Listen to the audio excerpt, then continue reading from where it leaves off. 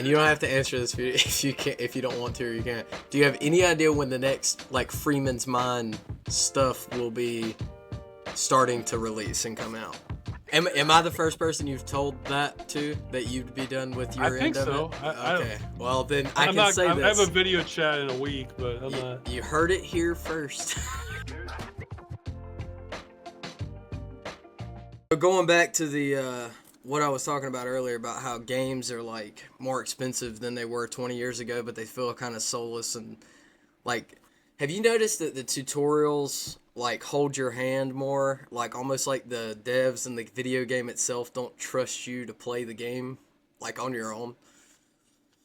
Well, there's always been tutorials that can hold your hand. It can kind of depend on the game. Yeah. And see, that's fine for a tutorial, you know, Yeah. especially if they let you skip it, you know. Yeah, right. I mean, that's kind of the everybody wins move is, here's the tutorial, you click on skip, and if they really don't want you to, they say, hey, are you sure? Like you know. Yeah. Like, Yeah. Yeah. Are you sure you want to do this? There's like 12 buttons you need to learn. Like, you're gonna have a bad time if you do that. Yeah. Like for some games, if you really don't know what you're doing. I almost feel like. Go ahead. Yeah. No, go ahead. I was just gonna say, I almost feel like Elden Ring is like the polar opposite, like the Souls games. I couldn't get into them because they were just brutal. But like, that's like not helping you enough, and then most modern games, most other modern games, they help you too much, like almost to the point where it's like stuff you would already know or have already figured out within 5 seconds of the game being on.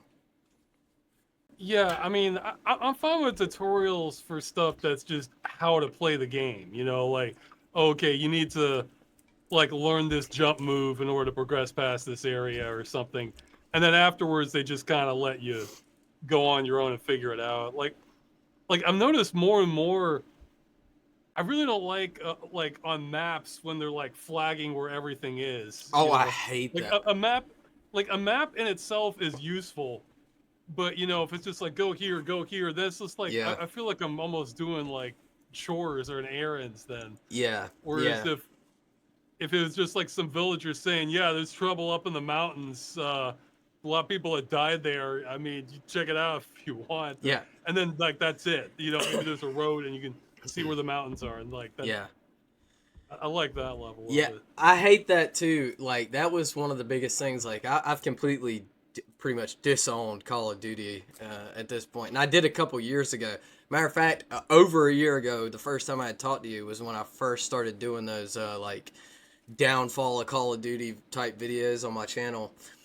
And that was one of the big things for me in the zombies mode, because that was my favorite thing to do on that game, was play the zombies and do the Easter eggs and stuff.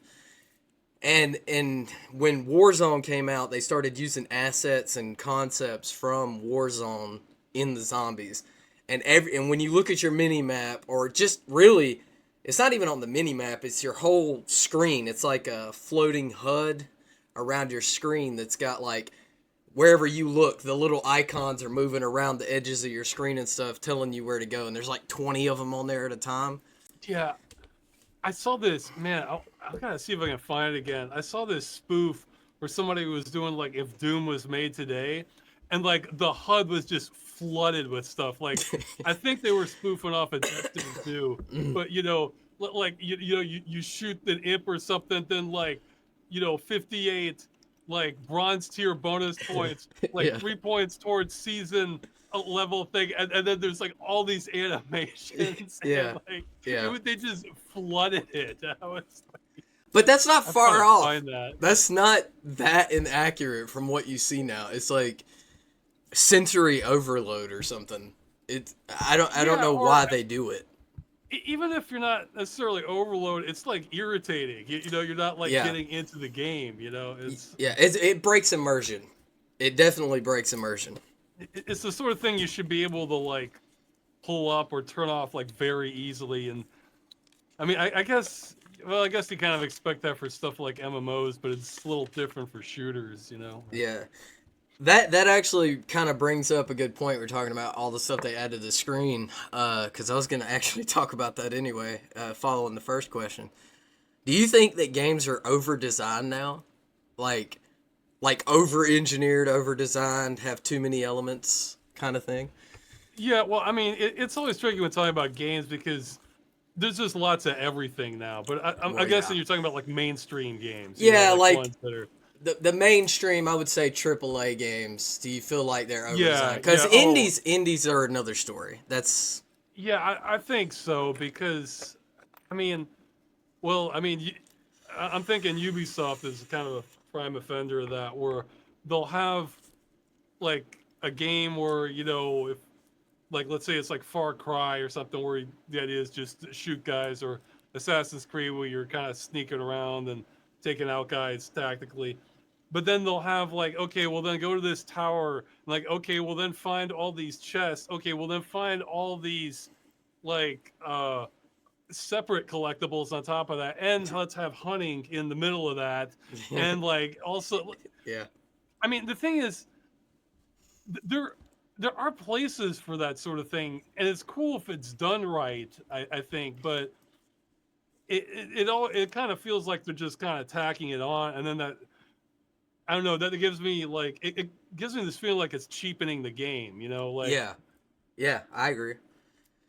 That's I don't know. Like I'm trying to think of like one that does it right, where I mean I guess you can sort of ignore this, but then when you pull up the map, this is one of those things where there's a lot of games where I can tell it doesn't feel like it has like sort of a soul to it, or it's really drawing me in, and I can't always explain why. Sometimes, I mean, sometimes you can point to like little yeah, things, yeah, but then you kind of know, well, no, it's not quite that it, because like maybe all if they had all that other stuff, but then like let's say the characters or something, or the story is like one of the best you've seen, you might not even care about that small stuff if they were right, like doing a if right. they were just knocking it out of the park elsewhere, or like with the present.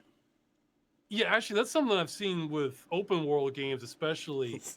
I'm not sure what the answer is. Dude, I swear you must Well, be telepathic today because like you're yeah, like yeah, yeah, hitting all because the check boxes. I wrote stuff down to talk about, and like we are oh, segueing okay, into that unintentionally.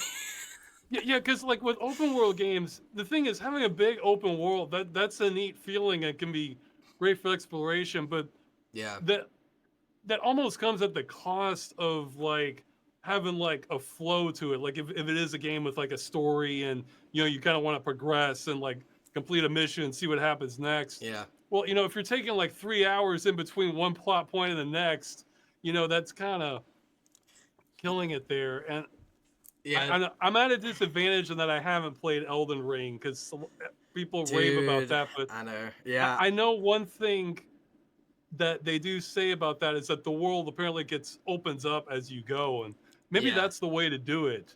yeah. Where by the time the world really opens up, you could be like halfway into the game or something in terms of the story. I mean, it depends on what kind of open world games you've played. Like, I didn't really play Elden Ring either. I know. The comment section is gonna take my gamer card, but I Well, tried to play it. But dude, that was my first Souls game, and I died to a freaking like centaur as soon as I stepped out of the little tunnel, and I was like, oh fuck this. It's like there's no way. But Tears of the I'll draw Kingdom some. did it Oh, really no, go well. ahead. I was just gonna say Tears of the Kingdom, Zelda, the Breath of the Wild, and Tears of the Kingdom. I feel like they did the open world thing pretty well, which is shocking for Nintendo. Um, but I think they did it pretty well. It was just kind of no hand holding, go where you want to, when you want to, but you're probably gonna die if you go somewhere you shouldn't. Yeah, I think that's a real critical point of making an open world work. Actually, is wander off the beaten path. But if you're heading into an area that looks dangerous, it really should be. Yeah, So yeah, like I hate games where they like auto level with you, yeah, or yeah, yeah, like so it's like you're just running in place. So if it's like, oh sure, you can run up those mountains with like you see the harpies flying around, and and it's all cloudy there. It looks like you're gonna die, yeah, yeah, and then you do die. That kind of, and then once if you kind of get more abilities or level up or yeah, something later, then it gives you that sense of progression. It kind of opens up the world that way. yeah. Uh, but no, I can draw some heat from you on the Souls games. I've actually played 1 through 3, but I just cheated straight up. Like not even pretending. Not like, oh, I Okay. tweak it. No, I'm just for those games. I feel like the feeling I got from them was that they were tough but fair until you got to the bosses, and then it's like the bosses you have to learn exactly what they're doing like over and over again. And Yeah, to me, it's it's like repetitive. yeah, well, some people like that. For me, it's like if I'm doing something where I just have to learn something over and over and over again to get good at it, Yeah. I'd rather that not be a game. Actually, I'd rather that be like I'm learning an instrument, or That's where that get good comes from and actually fits. yeah, But it's like yeah. to me the game is supposed to be the fun part. So if I'm like really working and developing a skill, like I want it to be something real, Yeah. Like or if it's really enjoyable, because like some games you can redo a hard part again and again and again, but you're thinking like, oh, I've got it this time. Oh, no, come on, I'll get it. Like that's a great feeling if you have that, especially because when I've you played finally ones like beat that. it. Yeah, especially when you finally beat Yeah, it. Yeah. or just ones where you lose and it doesn't feel like hopeless and you don't get the sense of dread. It's more like, oh, I had that. Come on, like I can, Yeah. it's that kind of feeling. I'm just now completing the Hogwarts Legacy. And like I'm Oh, just okay. like getting deep into it. I've got a backlog. I'm kind of like you. I got a Oh, backlog that'll probably last me until I'm dead, But I'm just getting into it, and there was this one boss fight, and I'm so stupid. I couldn't figure out what I was doing wrong, and I kept dying. And then I finally figured it out, and it was like an aha moment. And then it was easy, but I died probably like 30 times on that boss fight in that game, and I don't think that game's supposed to be that hard. So I still need to play it though. I grabbed it when it went free on Epic in oh, it December. went So I picked. free. I didn't know that. It went free for a week, so you could claim it for a week. You know how Oh, the Epic's doing. yeah, They have a new yeah. game every week And then you get to keep it, right? I don't really know how it yeah, works. I yeah. know about it. I remember seeing about it, but I don't know how it works. Yeah, it's well. To be fair, I know some people hate it because apparently, for all I know, they're right. They might be mining the hell out of like privacy stuff and getting all this telemetry from you when you do run Epic. So Yeah, I I don't know. don't. I just assume I'm compromised and all that stuff, anyways. I do too. I mean, it's even trying to take your stuff down, like, or not agreeing to certain things online. I still think they're. Come on, man. Like, put the tinfoil hats on, like at that point, because like it is definitely everything you do. I'll say something. I won't even look it up. I have literally said something to my wife about, oh, we need to get so and so. Open my phone and it's like bam, like that Oh thing wow. is right there. I'm like, what the hell, dude? Like, So you didn't do a search for it online, no, right? You figured it. no, Oh no. wow. And I've had They that. probably. Yeah, I've had that happen a few times, and I'm like, dude, that's creepy. Like, watching my search is one thing, but like I say it. But yeah, that's a whole nother topic. I was gonna ask you, like, what is a game design or trend that you've seen kind of become the standard in the last, few years or however many years that you kind of sit there and scratch your head and go, how is that the standard? The answer for me was open worlds. That's why. Well, open world. That one's kind of crazy because that takes so much work. Like that's not like, Depends. oh, let's add double jumps. Let's make double jumping yeah. That's a Yeah. pretty easy thing to Yeah. implement. Yeah. Open world. I mean, geez, you need like just armies of people to do that right, almost. Yeah, to do it right It for sure. Yeah. yeah. I mean, I guess we're getting. I can probably think of a better example later, but since we brought it up, it kind of baffles me. But I would say Dark Souls mechanics, because I Oh yeah. understand there are people that like that, but I'm surprised there's so many that like that. It It's seems more niche than it is. yeah, yeah. Like I get some people like real hard games or like, real punishing. Well, yeah, like there was a recent one, it's not Dark Souls, but like Baby Steps, where it's one of those, it's meant to be like rage bait games where the Oh, idea yeah. is Okay. the character walks, but it's extremely awkward to walk. Yeah. So it's great for streamers that they're gonna mess up like constantly, Right. It's trying to kind of like do a this. meme, kind of like a meme type thing. Just go make fun of the Exactly. people. So I Yeah. understand there are games like that, but we're not seeing like 100 titles like that. But there are dozens and dozens of Dark Souls like mechanics inspired games now, and I don't know. I guess I really like games where for most of your enemies you hit them like once or twice they go down. Yeah. You know? Yeah. Well. Yeah. Especially when you level up. Yeah, yeah. I'm the same way. And plus, too, dude, like getting old doesn't help when you're trying to learn timing, like parries and shit. So, at least for me, anyway, Yeah, well, that's I definitely don't know. gotten harder. So, Well, I'm just thinking of like old games, like ones that come to mind are like Blood Rain. It's like an old one, or Shadow Man. It's like a third person. You run around. You take enemies down in a couple hits, and yeah. you might have to do dodges and stuff like that, and get abilities, or Right. or maybe they have like a big shield you have to get around for some of them, or something like that. Yeah. But it's yeah. I always have mixed feelings on it because thematically I tend to like these games because it's like, oh cool, gothic horror-ish fantasy Yep. world to explore. Yeah, Yep. let's check it out. But Yep. then it's like, That's how they get you. okay, now you have to read.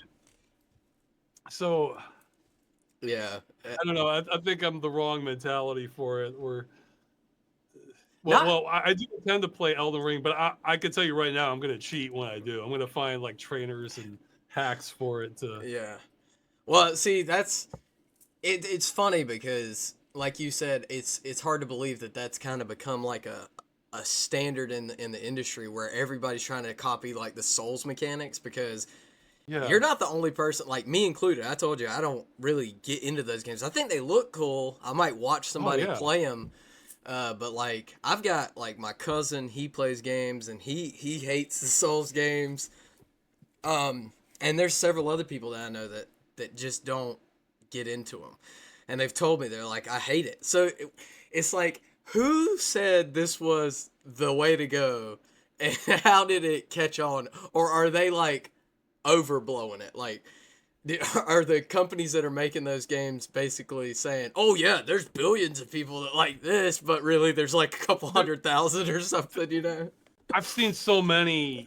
Well, the thing is, I've seen so many kind of, maybe not clones, but similar ones that kind of, and a lot of them do all right. So Right, there's yeah. definitely although I think if you want the most kind of damning pushback, you know how like on Steam or other platforms they give you like achievements when you beat the game. Yeah. See what the percentage is for people who actually. Well, no. There's some people who just buy it and never get around to it, so you don't Right. want to. So I figure you look at the people who have beaten like the first level or have gotten to some checkpoint that Right. almost anybody who's trying to play the game can get to. Right. Look at the percentage for that, and then look at the percentage who beat it. And it's sometimes like 10-1. So it's like, I mean, I guess they're kind of making these games for people who like the idea of playing them, but Yeah. can't. I like the thought of playing it. Yeah. I just don't play it. Yeah. Well, it's gonna sound like blasphemy for the Souls fans, but Oh, I to know. me, they could do one or two changes that would make it way better for me. One, either one of these, I think, would work. One would be to either not have the enemies respawn, then I could get that sense of progression as I'm going through it. Feel like Yeah. I'm clearing them Like I out, cleared this. or Yeah. massively Yeah. reduce it, like 10-1 or something. Yeah. So there's just a couple strat. Or the other would be just fine. Let me save anywhere then. or- Right. Yeah. Instead of having to make it to the campfires and stuff. I mean, I yeah. usually like checkpoints and not having to think about saving, and just kind of Yeah. going for a game that's been designed for regular people. But Yeah. it's- Yeah. I've never played Skyrim. I just started playing it last year, and I don't know what I'm doing in that game, but like I've had a good time playing it, but I'm getting to areas because I'm just like A to Bing the main quests, and I'm getting to areas where I'm level 6 and I should be probably way higher than that, and I'm finding ways to like cheese the game to get past it, you know, like Yeah, go the ahead. Elder Scrolls games have always been kind of awkward. Like, despite having this notoriety, yeah, they Yeah. don't have the problem as Dark Souls. It's just like I forget what it is for Skyrim. For the one before it, Oblivion, doing what you're doing is probably the best way to do it because the enemies would auto scale with you. I think Oh, Skyrim okay. they were better about that, so that you got abilities that you kind of stay a step ahead Yeah, of the enemies. unless you're me. But again, I think it would be more fun if you know you're trying to go to this evil looking dungeon too early. You know the first thing runs up and kills you. I think that would be better because then it's like, oh, okay, I better avoid this place for Yeah, now. You know. the first time I came across a giant, I didn't didn't know what I was doing in Skyrim, and he smacked me, and my body like fucking corpse launched into the air, and they Yeah, show it, they show it in the death, they show like a death cam, and I'm like, holy shit. But I mean, yeah, it's definitely not as hard as the Souls games, or I wouldn't even be playing it. yeah. Those are weird too. In that, like, I don't know, the presentation of those, like the story and everything, always felt like a little awkward to me and never like really kind of grabbed me. I think it's part of the like how they just zoom in on your face and then like deadlock it when you talk Yeah, to everybody or yeah, yeah, like at 0 degrees. I think that's part of it, but I think those games, the best way to play them is just figure out what you want to do and then just do it. yeah, I think that's yeah. probably the best way to play those. Yeah, that's kind Uh, of what I've been told with playing those games. So, I haven't beat it yet. Like I say, I've got a massive backlog. So, that's one of those where you're not missing a whole ton if you're not beating it. It's just kind of see the world, get the kind of experience of it, yeah, in my opinion, for Skyrim. yeah, that's kind of what I'm doing. I'm definitely losing my gamer card if enough people watch this because I haven't played Elden Ring, have never played Skyrim until last year. You know, uh, Well, the thing is, there's so many now. There's always going to be jeez, something there that it's thousands, and that yeah, just came yeah. out. You know, the Switch 2 just came out, so that whole situation, we could probably get into that later. I'll save that as a bonus thing. But yeah, there's so many games being released all the time. I kind of feel like too that a lot of them are just copies and clones, and I almost feel like I have actually found more enjoyment out of the indies that I've played than I have out of anything AAA. Um, I mean, I've played Yeah. some of the new stuff, like with the Switch. Obviously, when you get it, you're gonna get Mario Kart, Donkey Kong Bonanza, like Pokemon. You're gonna get the you know first Mainstay party ones. IPs that are released. And I've played them, and I'm not saying they're bad, but I just have had more fun playing indie games when I do play video games. So Yeah, I kind of. Well, yeah, I mean, it's really hit or miss, but yeah, when you get a good one, it's yeah. Now I'm struggling to think of like what was the last AAA game that I just like loved it, like just like up and down, and and I don't think it counts well, because I really like Subnautica, but that was kind of indie-ish, right, yeah. See, that's what I was trying to think of one too. I'm Yeah, because like a lot of them, I think, oh, that was kind of fun. yeah, That's usually as it goes for me with a lot of. I like Mirror's Edge Catalyst. But again, that was like kind of fun. It wasn't like, my jaw wasn't dropped on it playing it. right. But I played that. I don't know if this one's AAA or not. I played this probably about 5 months ago, and this was the first game in a long time that I've played. Like I started playing it, and I didn't stop playing it.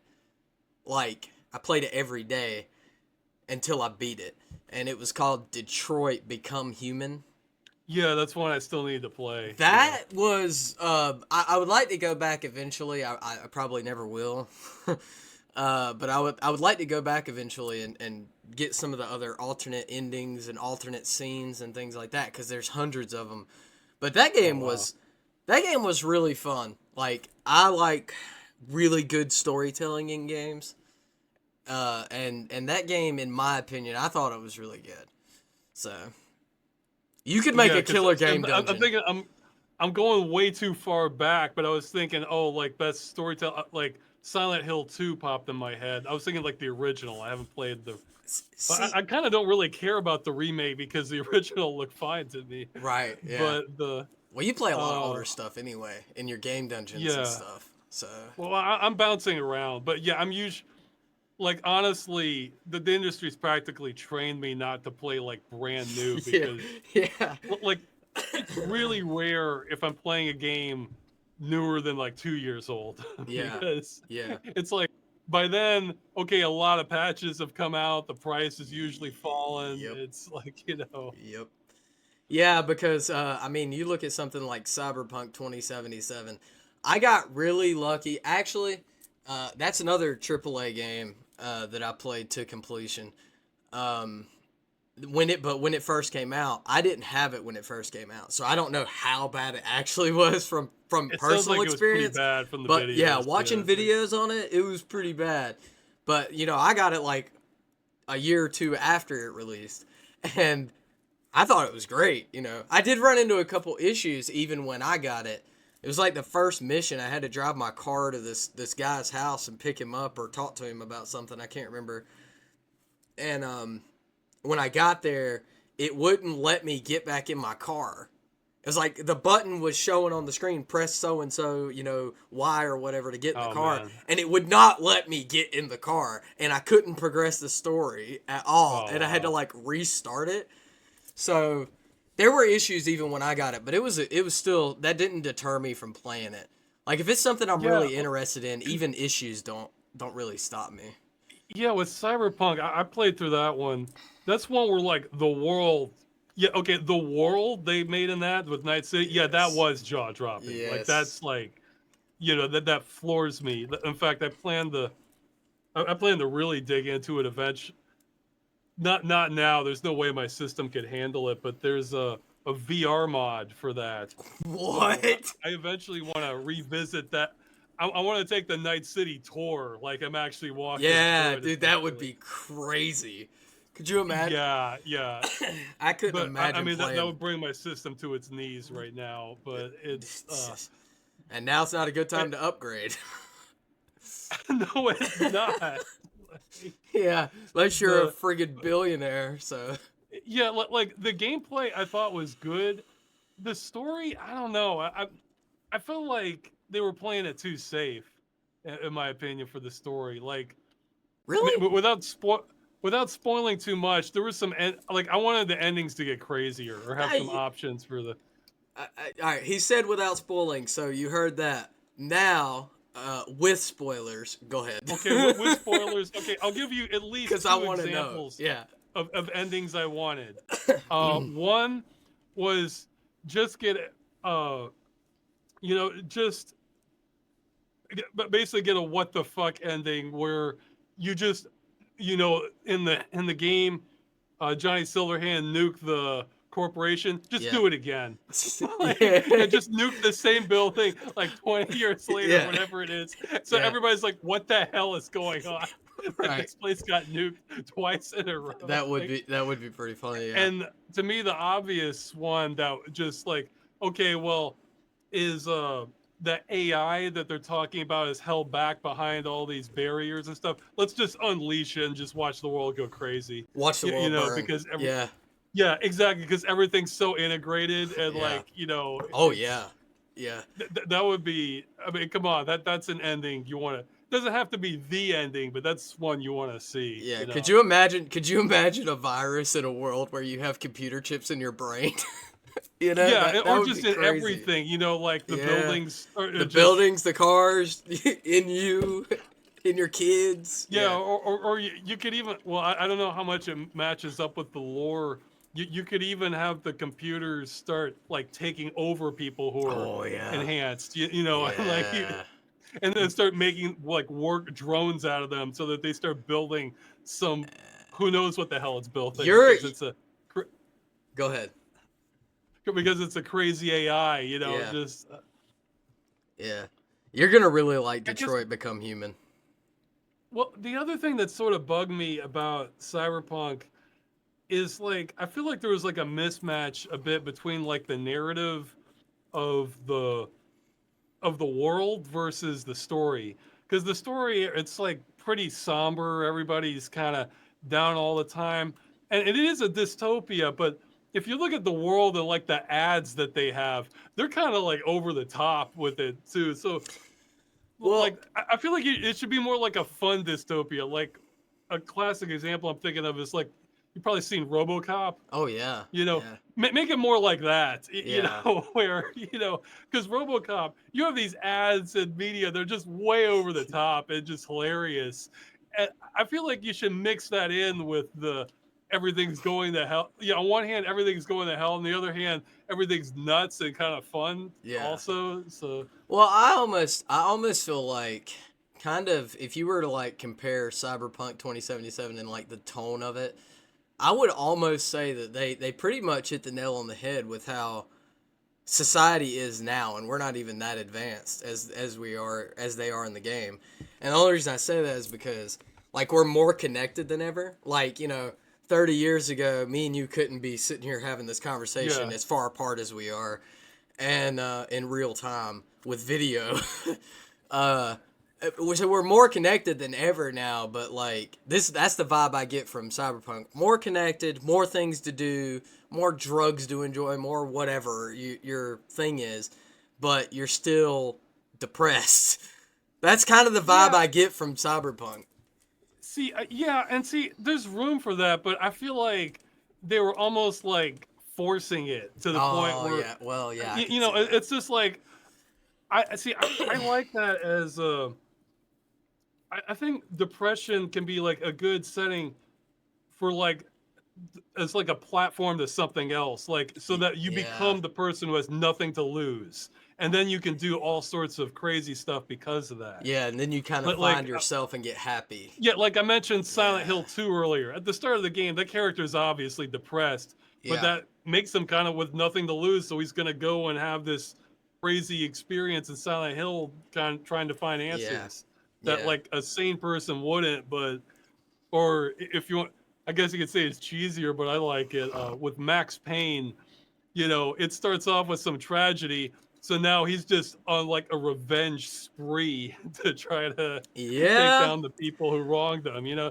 So I feel like there should have been some potential for that where you're not you can play someone who's not going to take this lying down. right, And yeah. I think it's more fun to you can be the exception if you go hard enough. Yeah, That's I like that I idea. could see that. Yeah, I guess it just kind of depends on who you are and how you look at things. Because like you have very different perspectives on games than most people. Like when I've watched I've started going back and like watching your old game dungeons and stuff. Because when I had met you, I did some research when I emailed you and you said yes because I actually didn't think you'd even respond the first time. Um, but I've been going back and watching your game dungeons, and I've been watching the ones that you've been uploading lately too. But like you have a really analytical mind when it comes to like you see a game and I think you immediately start getting your thoughts as you're playing it and you're like, "Yep, this is what I'm going to say in the next one." So, It depends on the game. Like I usually try to pick games that give me that. yeah. There's other games I'm not gonna have anything novel to say. Like I mean, like probably something like Metroid or Mario Kart, where like yeah, it's fun. Yeah. Like you get to go through Yeah. this. Yeah. So it just whereas others they're kind of something about they're usually doing a good job on something, but then something else is rubbing me the wrong way. Yeah, and you're But like, "What the hell is this?" okay, another Cyberpunk spoiler. With the expansion, they added an ending where you actually do get to live, but then you have all your cybernetics removed, and so he's depressed. Everybody around is depressed. I saw a More comment depression. under that where they said that, well, actually, according to the lore, you could get gene modifications that can make you even more powerful than somebody who's cybernetically enhanced. So I'm Oh thinking, yeah, yeah, okay, so that's what I mean. It kind of feels like it's like enforced depression. They're not letting yeah. you wriggle out of it. Yeah, looking at it from that perspective, yeah, I agree. Yeah, they're not allowing you the opportunity to get out of the funk. I'm all right with that as the default, but then I feel like let's say you do have to do like 10 times as many steps to get like a very different ending or something like Yeah. that. Yeah, like you have to like do very specific things to get a Yeah. very different ending where you're And see, happy. it doesn't even have to be like, oh, and then the corporations are overthrown, everybody's happy. It could just be like not depressing. See, my favorite endings they're not even good or bad endings. They're ones that are just things just go kind of crazy at the end. Those are Yeah. kind of my favorite ones. Or there's like a big twist to it Yeah, or they don't have to something. make everybody happy, but at least like your character, especially if that's the route you go with. Like give you the choice at least. I was gonna ask you, just change the subject a little bit. How long does it usually take you to make a game dungeon? Like, It varies a lot. I want to kind of do some short ones again, like I did for some of them. Because like I play the game and then write the script and then voice it, and then I have to do a lot of audio clean. It's the sort of thing where if I was good at improv, it would probably cut the time by like 3/4. yeah, yeah, But then I have to stop and kind of think it out. yeah. Like the last one, it took. I'm trying to think what. You talk about the one you Like the uploaded last like one, right at it took me Christmas. like working at a comfortable pace, Yeah, still doing other things. It's like it took me, I don't know even know where the time went on it, but it's like it took a month, and then I crunched the last few days. Not the last one, the one before that. But that one yeah, ended up being over like it was like an hour 15 minutes. yeah. That's Like the always Alan hard. Wake one. Yeah, yeah, Yeah, so I didn't mean for it to get that long. I just kept having things I wanted to talk about. So. yeah. I But really hope that. I've done short ones too, so that I want to like mix it up a little bit, Well, so they're yeah. not all just. They're not all hour long, and so you don't get burnt out editing too. Cause like with my problem with my medical condition is getting worse. Like right now they're checking me for all kinds of stuff trying to figure out what's wrong with me, but I can't do this. So like my uploads have been like every 3 or 4 months because I can't sit in chairs. I spend a lot of time in the bed. I can't stay. So it sounds like you need to rig a separate camera rig so it's like facing Yeah, straight down on you. just straight down in my bed. People think it's an OnlyFans. Yeah, my next thought was that like you could like mock it up some to make it look like it's like a pilot's seat or something, or like you're Yeah. or like an astronaut thing, but whatever they use for their. We have been working on a setup for me to be able to play games because I can't get over here to my PC as much. And I've got like one of those hospital tables that like raises and lowers with a TV mounted to it, like a 20-inch monitor, TV monitor. And I've got like my Switch, and I've got a 25-foot HDMI cable that runs over to it. So while I'm laying in bed, I can still use my computer on that table sometimes. So yeah, I didn't mean to go off on that. No, just treat it like you're some astronaut broadcasting from the space station. Welcome back to the channel, you guys. Yeah. Yeah. I don't know. I think it could work if you got the camera set up right. There are plenty of people that have done it. In order for me to set a camera up over there, though, I'm gonna have to probably record separately on a camera and then put it into the PC. Oh like yeah, it would need card. like a whole custom. Yeah. It would need a whole custom stand and Yeah, everything. yeah. It'd be a project for sure. Our to lighten the mood back up, instead of talking about me, is that like your favorite content to do? Like, Do you prefer doing like the machinima stuff you used to do, or the game dungeons? Like, Well, it's kind of or is it a I mixed like the bag? machinima stuff more, except I hate animating. Yeah, So right. it's I remember kind you of saying that. Yeah, yeah. So if I could do something more original, but they didn't have to like go through like okay, move the arm here, okay, at this point. yeah, But I am gonna still try to put out the like movie I want to get back to. There'll be machinima and 3D animated and that sort of thing. At least there's, it's weird. There's more tools and options now, but I'm not sure there's really like a go-to solution still for machinima, like where it's like a no-brainer to use this software if you want to like animate. It's still like half a dozen programs making them all kind of work together. yeah. There's a lot of technology out there now. Who knows? With AI taking over. That's one of that's one of the aspects of it I am looking forward to is I might actually use AI not for like textures and generate the video or anything like that, but like for some animations, especially if I'm not doing a good job, like if I need a guy like in the background just chopping wood or something, Yeah, like I can basically the AI would just kind of figure out basically like the bones of the model, yeah, and then like if the it looks mesh. too off, I Yeah, could kind of go and adjust it. But I'm all right with AI as long as I can't tell it's like AI. That's kind of yeah. how I feel We're about gonna it. get into that in a second because I was gonna ask you Sure, on sure. thoughts on AI, but one more thing about the game dungeons. Out of all of the game dungeons that you've ever done, was there like a game that surprised you? Whether that's a good surprise or a bad surprise, like like something jumped out at you and you were like, "Oh, this game's way better than everybody said," or "Oh, it's worse." Oh, my camera froze.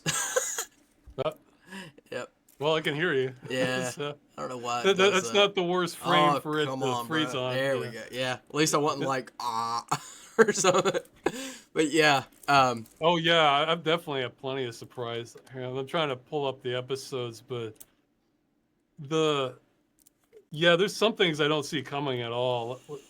Like one off the top of my head, it was a Commodore 64 game, Bozo's Night Out, where you basically just play a drunk trying to get home from after the bar, and like the controls, it was incredible. It's the best sort of like drunk simulator I've seen for like Right. trying to. It's like it's like you were controlling a truck with bad steering that was kind of lurching Like forward. without power steering or something.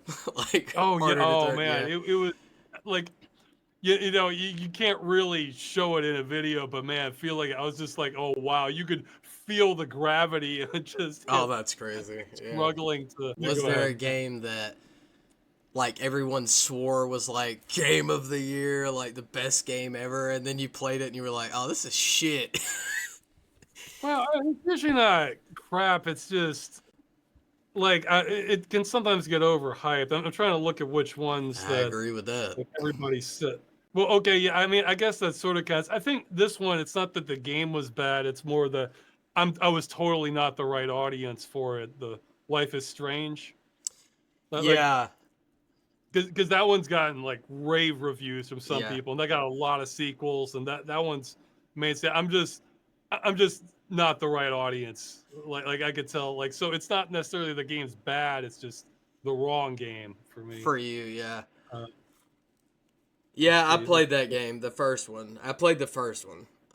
I played the demo, It which is was so yeah, I mean it's like it the was first okay. half an hour or something. Yeah. I can't remember how far I made it into it. I know I didn't beat it. But I did play a good chunk of that game. Yeah. It was okay, I guess. Yeah, There are better it's a, story mode games like that, in my opinion. yeah, it's not that it was bad at all, but another one was sort of Deus Ex Human Revolution, where I felt like it was a good game, but as a Deus Ex prequel, it just didn't live up to like the stuff that put the old one on the map, really. Right. Yeah. But like if it was just like by itself, its own thing, I would have had like a probably a higher opinion of it. Because I think that's fair. Because if you're looking at a sequel, of course you're going to be comparing it to the Yep. original. So what it does better or worse, Yeah, but I also feel like that's like kind of subjective too, because like you might be comparing it, and some people like a lot of people thought Breath of the Wild was better than Tears of the Kingdom, and I was the reverse of that. I thought Tears of the Kingdom was not by a lot. It's not like by huge margins, but I thought Tears of the Kingdom was better than Breath of the Wild. But that's just me. It just seemed like it had more to do in that game. Like you're spending 200 hours on a game, you want a lot to do, you know? Usually I'm not. Well, yeah, I guess I haven't made a video on it, but one game that's kind of, again, it's not. Usually, whenever this happens, it's kind of rare that you have like a AAA game that's like awful. I mean, they're going to be doing something right, but it's. Yeah. I guess more and more, sometimes it is just the look of it, unfortunately. But one I kind of felt that way about was actually BioShock, Oh, where really? Okay. if you had played, the thing is, if you've played System Shock 2, I feel like that's the better game in every way except for the graphics. I Okay. mean, Yeah. BioShock has a cool setting, but Yeah. I don't know. So that, yeah, so those are the ones that it's kind of frustrating because if somebody hasn't played the other, then they'll think whatever they're playing is like, oh, this is great. True. But Yeah. if you already have your expectations at a certain level, that can ruin even a lot of good games, where if you're expecting more than what you're getting. Yeah. Yeah. Yeah. I mean, like I say, I said it in that Switch video that you said you were looking at. I'm in the ballpark of, I think gaming in general, like what system you like, the way you game, what game you play, and stuff like that is really all subjective. Completely, like a game that you like, I might not. I've played. Oh yeah. I know you do a lot of. I know you do some newer titles, but I know, like you said, you wait a couple years usually. But I know you do a lot of older games. I like a lot of older, like 16-bit, 32-bit games. Yeah. And but I also like a lot of the newer stuff too. But I really haven't found any new games. I'm gonna tell you since Switch 2 launched, so about 7 months ago. I haven't really found any games that I've played to completion from start to finish. Like I picked the game up and I didn't put it down. So I can't really tell you what my favorite game in the last year has been. I can't give you an answer on that. Yeah, I'd have to look into it with the. Yeah, I'm slowly making a list of like what my favorite games are per year for when they came out, but I haven't gotten up to the more modern ones. Pick like maybe your three favorite for that year or something. That would be a cool video. Yeah, well, I'm probably just gonna release a spreadsheet on it rather than just drop, rather than just drop names in a video for, 20 minutes. But dude, you should do you should make your spreadsheet and then you should do like a tier list on the tier list website. Oh, okay, yeah. Like rank them. Well, I was only looking at like, the top couple or three per that year, because then if you start ranking others, then that list is just going to get enormous. Yeah, it would be a large list depending on how far back you go. No, what you described, that's exactly why I've always kind of played some games that are off the beaten path, because sometimes even if the game's good, I might not be that into the theme of it. Like Right. I tend to like stuff that's like a little more kind of escapism, like a big sci-fi battle or fantasy game. If it's something like contemporary military thing, it's like, well, if it has something else really going for it, I might get into it. But otherwise, I'd rather have something more wild where I'm saving the universe or going to another dimension or something like. Yeah. And the thing is, some years you're not going to get those from AAA. It kind of cycles with what you're getting. And if I'm not interested in the theme that year, well, then I do start looking at, okay, well, what's this smaller game that does sound like something I would like, or something like that. And now now the bigger problem is we're flooded with so many games. We need a way I think we need better ways to kind of filter it down to the stuff that you do like or is promising, to Yeah. kind of sift through the shovelware for, Yeah, because there's a lot of that too. Oh yeah, it's On everything. Like you wouldn't believe some of the shovelware that's on the eShop. Like there's stuff on the eShop. I did a little short video. It was like a PSA type video a couple years ago where I was covering the games on the eShop. Like you don't have to look for them. They're just on the main eShop. And you know a lot of kids play Nintendo consoles. And they were like hentai games. Like full on like nudity and everything hentai games. And I was like, bruh. well yeah. I mean, it works if it's for the right audience, but yeah, you don't want it on the front. Right. To be fair, did it stay that way? Yeah, yes. It did. And there's worse ones wow. now. And this is the crazy part about the whole situation is that, like, I'm not saying those games shouldn't exist or whatever, or... You don't want them on the front page. You don't want them on the front page, and you don't want, like, 100 of the same game with a different thumbnail. And that's what it was, because what I did is I got super curious. I was like, well, if I'm going to do a video on this, I need to kind of know what I'm talking about. And the problem was, like, I bought a few of them, and I put them on there, and I, like, played them. I couldn't play them on camera, obviously. Played just a few minutes of them, and they're, like, literally the same game.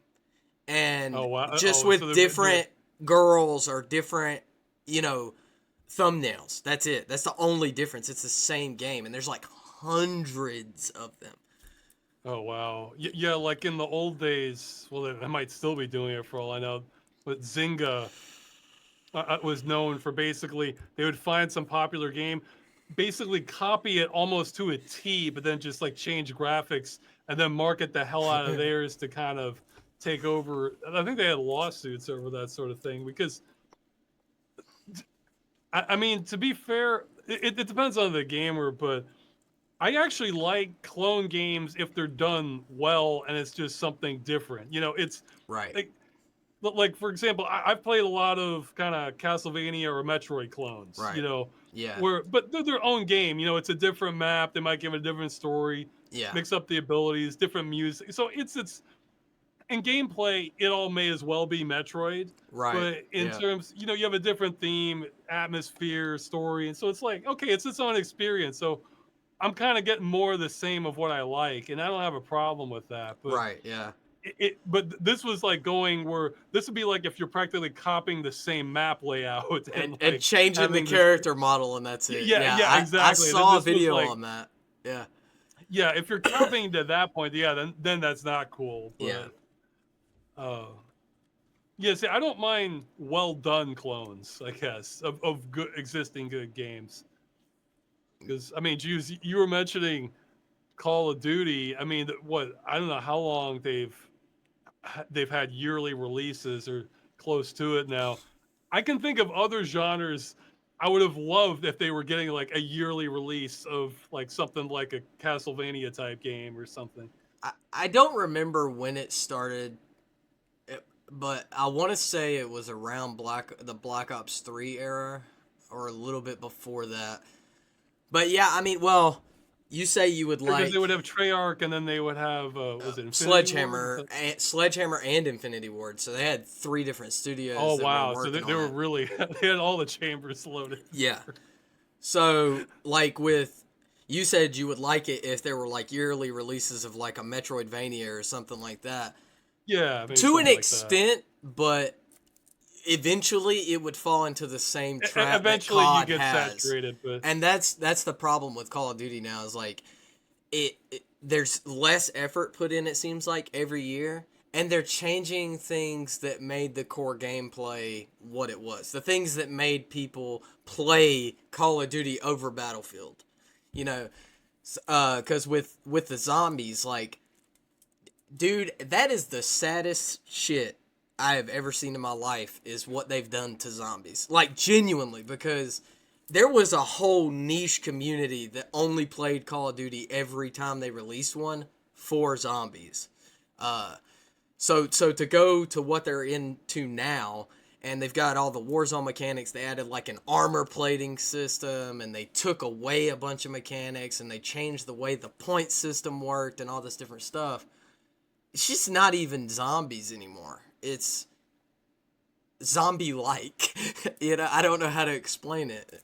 Yeah, well, there's probably at least two things going on. One, see, when I'm talking about like a Metroid clone, that can be pixel art where, yeah, it takes time to make, but the amount of resources it takes to make something like that's a Metroid clone with pixel art isn't on the same scale as something like a Call of Duty, especially if it has a campaign or something to it. Or, again, you need like a small army making a game like that. Yeah. So as the production value rises, if they are still expecting this every year or every 2 years kind of release, well, then they probably are cutting corners somewhere, on that. So it's not that's not as good a fit for something that is supposed to be. It's kind of this, behemoth of a game that's launching.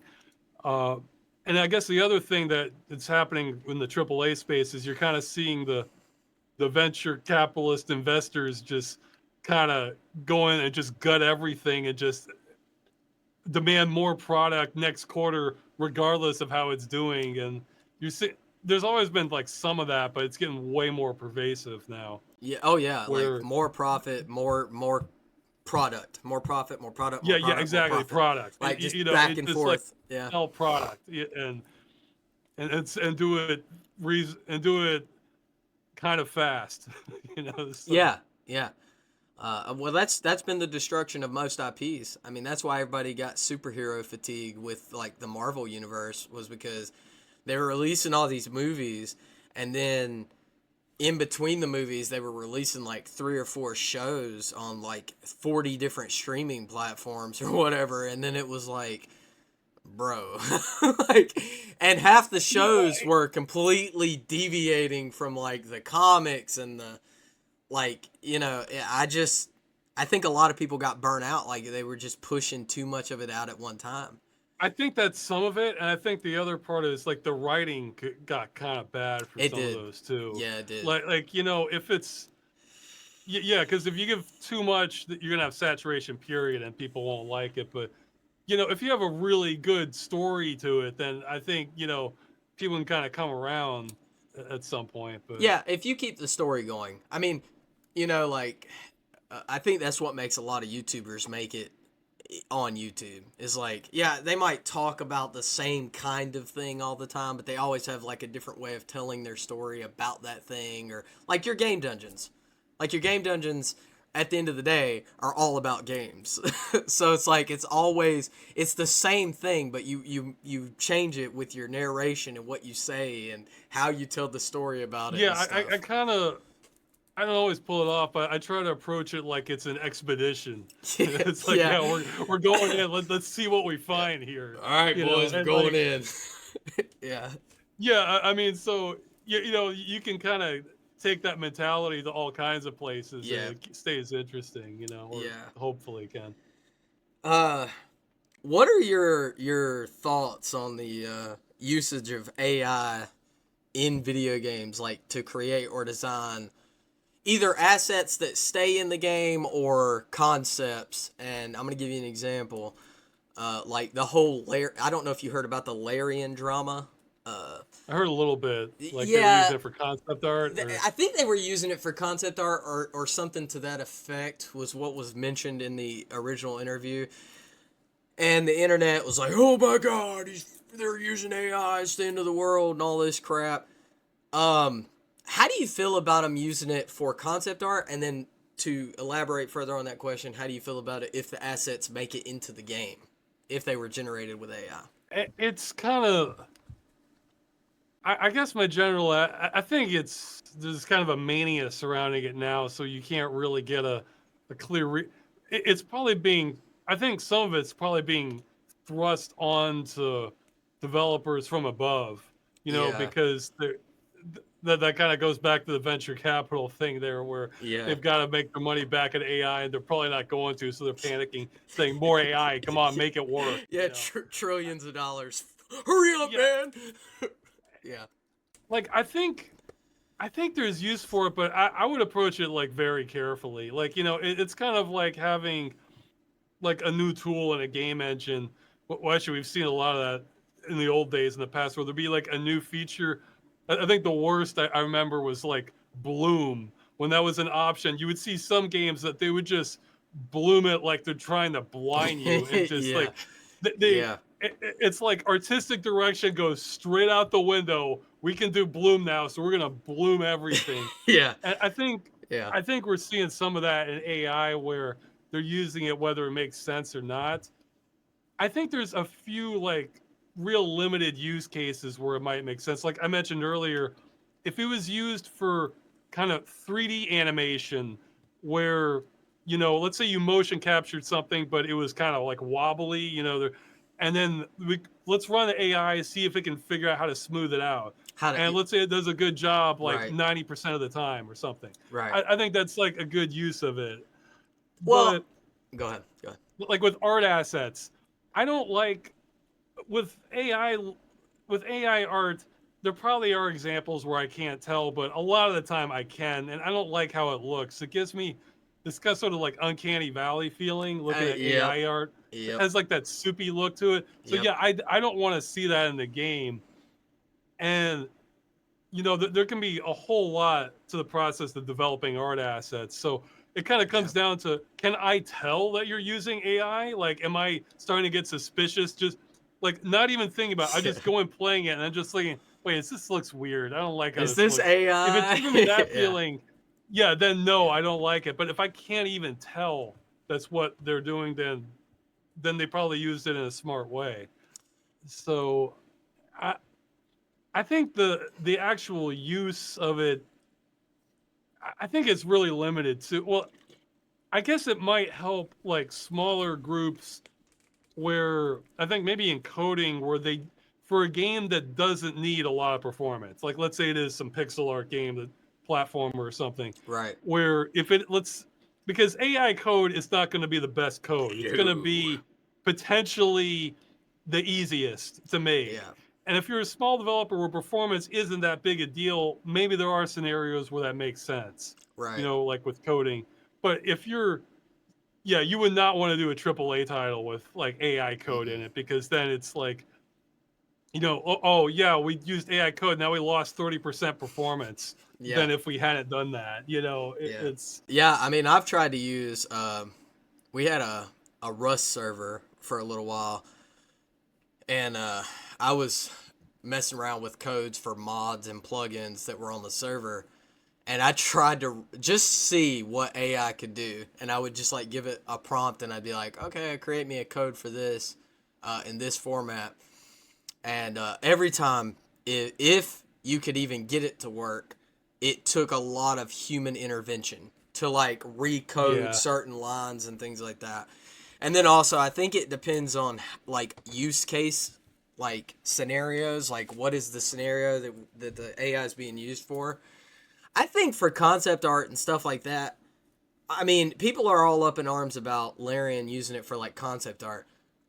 Who is an artist that anyone can think of that didn't look at someone else's art to get their inspiration for their style of art? It's like everything that could possibly have ever been done in human history has pretty much been done when it comes to like, art design. Like people who draw manga look at other people's manga to like come up with character design or animation designs before they draw theirs. So, yeah. I'd say the two things. I mean, yeah, like it's not like I'm in charge of Larian or anything, but right. I'd say the two arguments against it for concept art are one, we're still seeing more of that uncanny valley kind of soupy look. I Let's agree. just Yeah. like that's a flaw. That's a shortcoming of AI, almost period. Yeah. Nobody really likes that. So the less that's involved at any level in the process, the better. I mean Right. that's the people who need that are kind of ones running kind of fly by night businesses that are gonna be gone, that are just some scam that they need art immediately I could for. I agree mean with that. that's kind Yeah. of the ideal market for that sort of thing.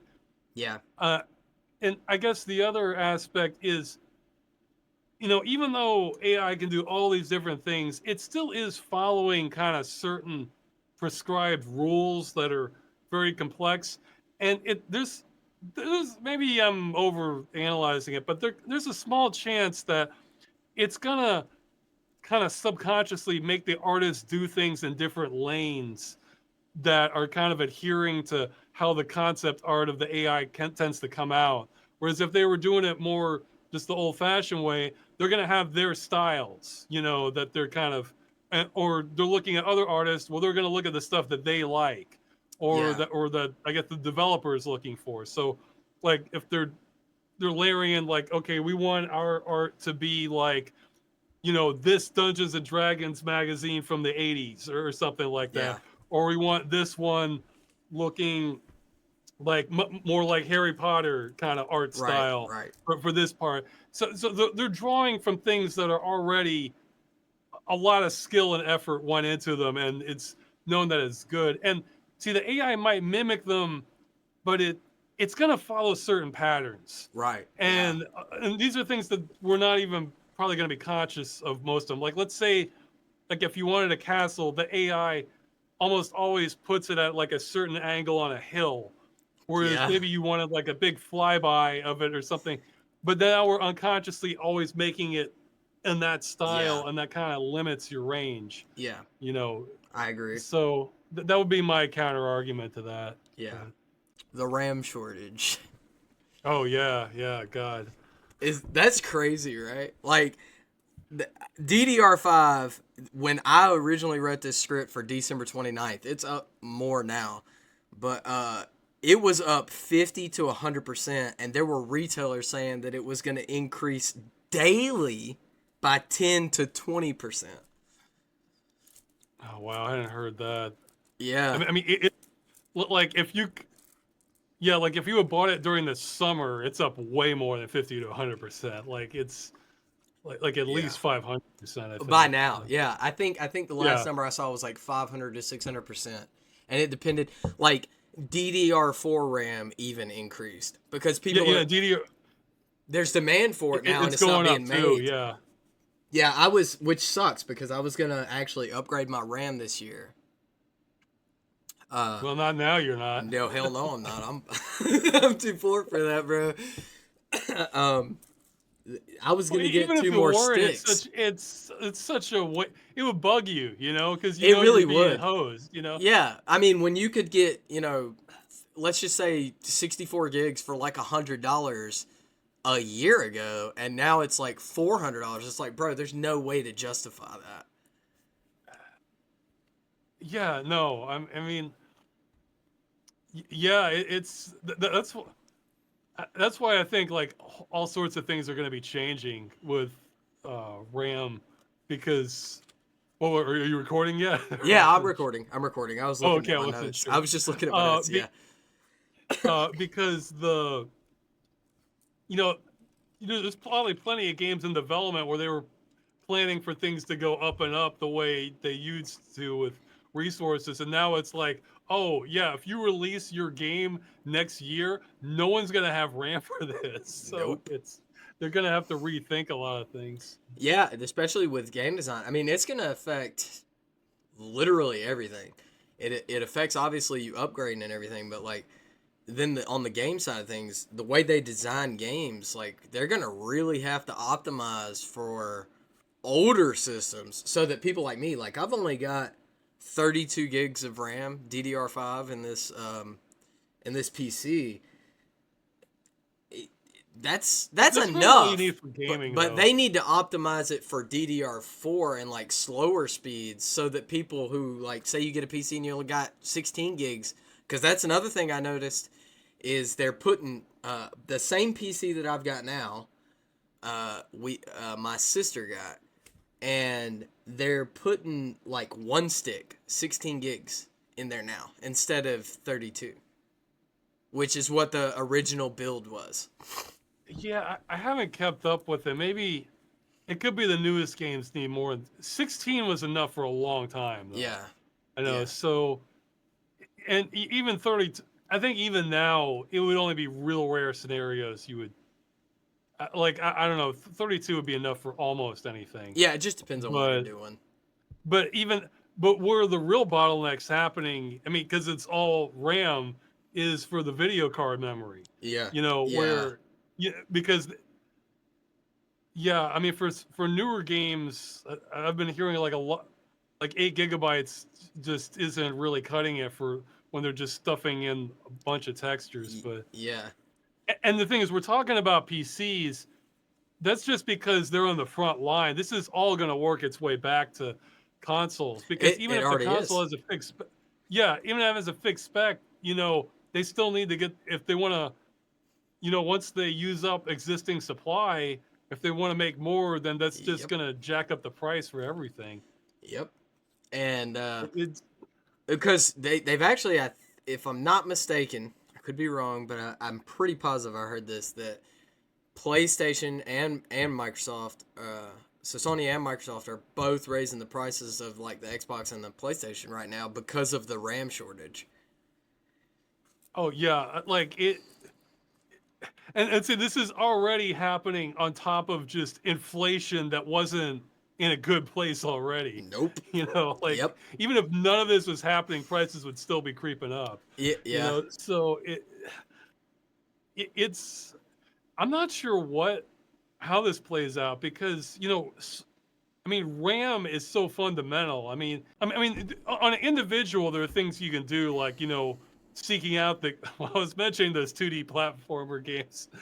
You know, you can play those from like a 20-year-old system or more. For most of them, or Right. you know, low level Yeah. 3D stuff where they're Yeah. not like, you know, it looks like it could have come out during the, you know, the early 2000s or something like that. Right. But Yeah.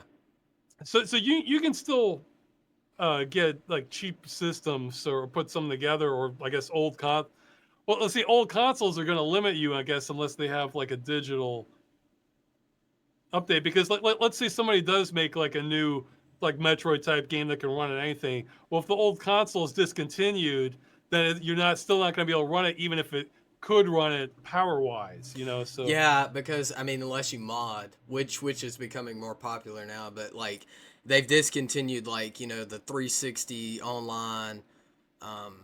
Older Nintendo systems have went offline. I don't really keep up with Sony much. I've never, like in the early 2000s, I was really big into like PlayStation. Like that was my console, like PS1, PS2. After PS2, I had switched to like the 360. You know, that was the console that I wanted that generation. So I don't know how far back you can go on. I highly doubt even indie developer is gonna make a game and release a disc for it on exactly. PS3 or Yeah, it 360. So yeah, it might shift it to PC somewhat, because the thing is, I think console gamers aren't going to want like the complexity and having to fiddle with PC. But if right. prices are going through the roof, because you could take like a 15, 20-year-old PC and run some of these indie games, you know, and Yeah, that are being released today. So especially if you're good with Linux and you can like kind of make your system do what you want to do. I suck with it. I'm gonna go ahead and tell you that right now. But Linux is the sort. Okay, as someone who has worked on a lot of PCs, the way I would talk about Linux is the analogy I make. You know how if, like, when you're driving by like kind of like a richer district or a city, like the highways look real nice and nice lighting and everything, plenty of shoulder. You can tell it's well maintained. I'd say with Linux, if you're staying like on the beaten path, it's kind of like that. It's honestly nicer than Windows or Mac. But as soon as you get into something that's a little off the beaten path, instead of just some, road with some cracks in it, it's more like you've gone into like a fire trail that, might be washed out, or like, just, you might not even be able to drive across it. So it's like the contrast is extreme. Yeah. It's really nice when it works well, and if it doesn't, it can get a lot uglier than. Oh yeah. It's scary. Very scary. Yeah, scary. Yes. That's a good way to put it. Very scary. That's exactly right. Shit, I'm in the wrong place. Yeah, exactly. Yeah.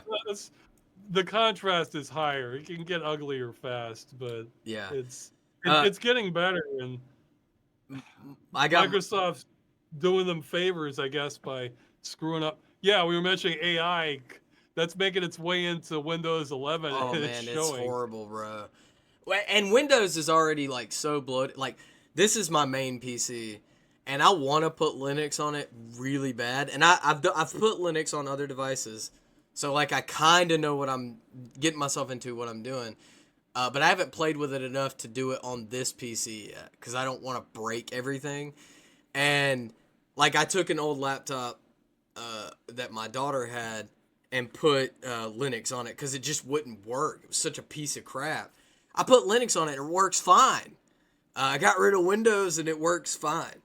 But there's just so much bloatware in Windows, and now they've got all this Copilot crap. It's like It's not see the bloatware. Yeah, that sucks for average people. Well, it sucks for me too. But I know lots of tricks to kind of disable that or tear it out or something. right. What scares me is when they're just screwing up the basic code. Like they like, oh, okay, now we have blue screens after this new update, or Oh yeah, yeah, or what VSync doesn't work now, or like it. I've seen.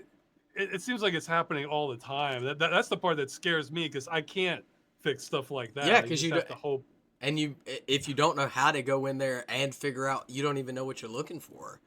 There's definitely no Yeah, way to fix and it. what I do, it's it's gotten to the point now with Windows, the average person isn't gonna. No, they're not gonna have a good time trying to shut that down and strip it out. You Like almost they're probably better off trying to figure out if they can get Linux working for them. yeah, So. you almost have to be like an IT professional. Well, I used to be one kind of. I Oh, used to did you? build and Okay. repair systems. Oh yeah, So, yeah. yeah. Okay, that's cool. I didn't know that about you. I But don't but remember. it's making me. It's even making me rethink things. Like there's a chance in the future that I'll just move to Linux, but there's some stuff I do on Windows I can't do on Linux, and what I'll set up what's called a kernel virtual machine, where Yeah, it's basically it imitates Windows but just on a real deep level, and it'll be like a box that I could run Windows inside of Linux for stuff that I just can't get working on yeah. natively. On the kernel level, like get it. I get that. Cause like I've heard. I haven't made the full switch on this PC, and there's a lot of software that I just don't use. But I've heard Adobe like Photoshop and like what's the video editor, Premiere. Premiere. Yeah, I've heard a lot of that stuff doesn't work. It does not play nice with Linux. Yeah, it may not work at all. Well, I it wouldn't probably know. would work under those. Yeah, that's the thing. It's like the less sort of niche your interests are, the better the odds you have of Linux. I guess for gamers, the big one is some anti-cheat stuff will lock you out of some games. It does. I've ran into But that on that laptop because that was my test for Linux. I just got into like the Linux universe and like trying to get away from Windows. So like there were a couple games where like you load it up and it's one of them's the easy anti-cheat. It does not play well with Linux for some reason, and I don't know if it's the version of Linux that I've got or it probably won't play with any of them unless you were to do something. Actually, even that might not work because the anti-cheat stuff goes so deep. The anti-cheat stuff, it goes so deep. They're basically hacking your system to make sure yeah. you can't cheat, and you just kind of fingers crossed they're not going to use that and have some leak later, and then all your files and everything are online. So it's kind of I've seen a couple games that go kernel level with anti-cheat, and there's been a lot of people complaining about that. Like people will get into the reviews of those games and be like, "Why do you have to go to the kernel level? I'm not okay with this. Like, why are you, you know?" And I guess I kind of understand that. Like me personally, I kind of don't care that it goes that deep. But I could see people being like up in arms about it too. Like, why are you this deep it in makes my me want to do machine? stuff like It makes me want to do stuff like banking on a different computer. you know. Yeah, that's true. Especially if a game is going that deep. But like, I don't use my PC for anything but like video editing and gaming. Yeah, so you're probably all right. So I'm Like, good. You know, like I would never. I'm not stupid. Well, that depends on on the topic, but like I would never have my bank account or like anything seriously important, like my social security number, stored on this device, because if somebody got pissed off at me for a video or a comment in a video and they wanted to hack me or they figured out a way well, to hack me, I wouldn't want them to be able to get into that. it probably wouldn't work out that way. It would probably play out like, sometimes you get in the news that, oh, this company got leaked and like Yes. 30 Yeah. million accounts are now Yeah. been leaked and hacked. What's probably is you're being sold like your info is being sold in bulk to some black market people who want to Yeah. buy that, and then like, oh yep, we got his credit card, it was on there, okay, Yep. now let's try and spoof his identity and we can sell that to another. Yep. So it's like you're part of this, like this, they're probably not going to be getting through to you just because somebody got pissed off at your comment. It's going to be like a few layers of Right. anonymity to But I think I go to that place in my mind, and that prevents me from being able to kind of go into, like, especially in that game that goes like kernel level, like it, because it has to tell you. Like, I'm pretty sure they have to disclose that information if they go that deep. it's usually pretty I can't it's remember documented what on this stuff game before. it was. I cannot remember what game it was. I want to say it was like Delta Force, which is like a COD clone. But I can't remember. But I never put my credit card in to the. I'm not gonna put my credit card into that because of how deep in my system Well, it I goes. tried one not long ago where the anti cheat set off my virus scanner multiple times. Like I had to clear multiple DLLs in it because, well, Wow. it's probably because it was detecting it as a rootkit, probably rightfully. So it makes me want to like rush through that game and then uninstall it afterwards. Right. Yeah. Like, oh my God, let me get rid of this and get it off my Okay, yeah, system. let's speed run this so we can get this back Yeah. off the system. Yeah, that's gonna be one of your shorter game dungeons. Get it done in 30 minutes so I can do the recording or however long. Yeah, that's crazy. Yeah, I don't know I think we're in for like a mini dark ages with gaming where because nobody can buy anything that it's like we're gonna have to rewind the clock like 10 or 15 years for what we can do. There's still gonna be games coming. It's just you're probably gonna Yeah. it's probably gonna be like the clock's rewound. I don't know if what's gonna happen with the AAA space because there's always gonna be somebody making a good game, but like the big ones with stuff like EA or Ubisoft. I mean, I don't know. These models don't seem sustainable. What they're doing, where they're spending like hundreds of millions to A billion make the even. game, and Yeah. then betting the farm on it each time. Like, see, you mentioned the PlayStation or Sony earlier. One story I heard, I think, especially during the PS2 era, which Yeah. made so much sense to me, is what they would do is they would fund like several projects that would have like more of like a medium kind of budget and scale to them. I think like God of War or Twisted Metal or stuff like that. Yeah. Yeah. And what they would do is they weren't sure which ones were going to be hits, but what would happen is when one of them did become a hit, then that could help fund the others and keep that process kind of going. So instead of just betting everything on this one game, we're going to make half a dozen games, and then hopefully one of these is a hit. And then I was thinking, man, I'd love it if more companies did it that way.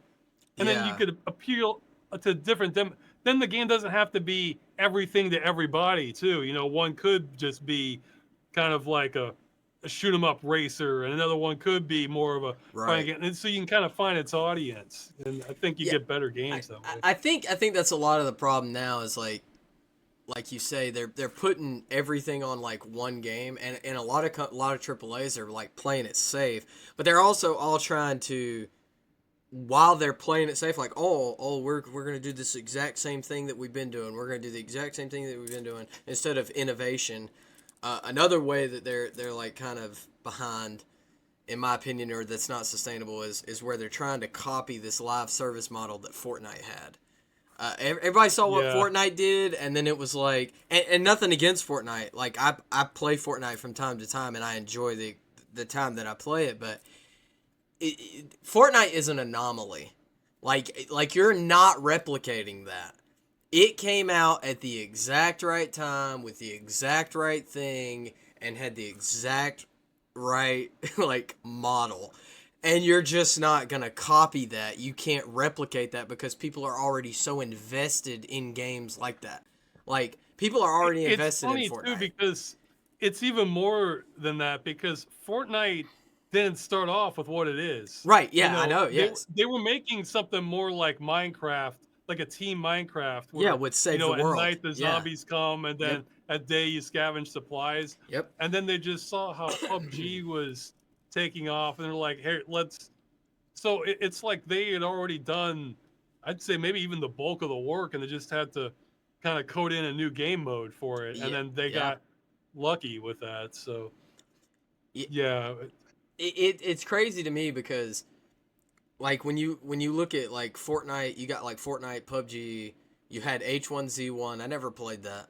But I know it's similar to like that battle royale style thing. yeah, But like people when it comes to live service, I think what these companies fail to realize is that people are already invested so financially, like, or just on a skill level, like, oh, this is my game, I'm this good at this game, and they're not gonna switch, like, unless you do something absolutely ridiculous and innovative that just completely flips that model on its head.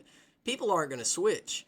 Like if you've got thousands of dollars, uh, like these content creators that only do Fortnite. They've got hundreds of thousands of dollars invested into Fortnite's battle passes and skins and loot system, uh, loot box system. So they're not gonna turn around and go, oh well, there went hundreds of thousands of dollars. I'm gonna move on to the next game and spend hundreds, unless they're making enough money or there's an actual reason to switch. I don't know. I feel like you say back then they used to use if a game became a hit, and also the internet was in its infancy back then, like yeah, PS2, PS1 days. So those games, if they became a hit, like Twisted Metal, if it got big, cool, we're gonna use that to fund this other project that this crazy yeah. idea Then they came go up for with. another round. Okay, well now we'll fund 6 more games, and then Right. one of them, hopefully one of them will be a hit. Yeah, Yeah, but like you didn't know when you went to EB Games or Toys R Us or wherever you went to buy your games, you didn't know when you bought that game if it was going to be good or not. Like, and if it sucked. There were no patches afterwards. So word of oh mouth yeah, spread pretty quick back then. And like, it's like, oh, did you play the new, I'm trying to think of a good example of a game that was just terrible. But I'll just use one that was good. Like, oh, did you play Sly Cooper? Oh, yeah. That game's awesome. Like, you're going to love that as a kid at school. And then your friend, if they've got a PlayStation, they would go get that. But there were no patches for it. So they really had to try, too. They had to put more effort in. And also, they were more creative in the aspect that they were trying to get something to stick. Like, yeah. Well, I think their hands were less tied and the stakes weren't as high too because there's yeah. tons of, well, I mean that's what the indie game shows.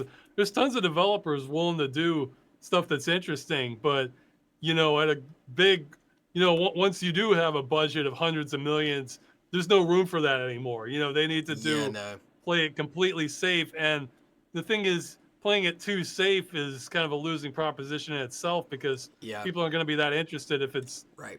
just a yeah. I mean, so when I was saying I like clones, that of good games, world of difference between a Metroid clone or maybe like a constrained Dark Souls kind of clone Right. versus just some giant open world thing with hundreds of millions behind it that they need it all to work. If that's a clone, I mean, yeah, you need something really compelling about the game that makes people excited about it. I think that And publishers and like some developers that are in the higher tiers of AAA are overvaluing their time too.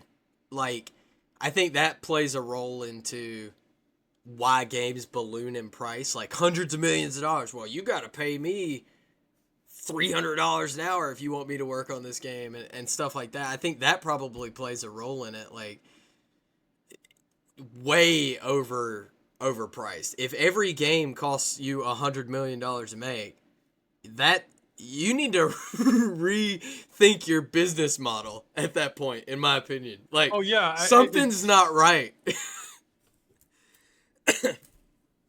yeah. I mean, it's reckless at that point. Yeah. Okay. I haven't played it, but people have raved about it. I checked was it the Clear Obscure Expedition 33?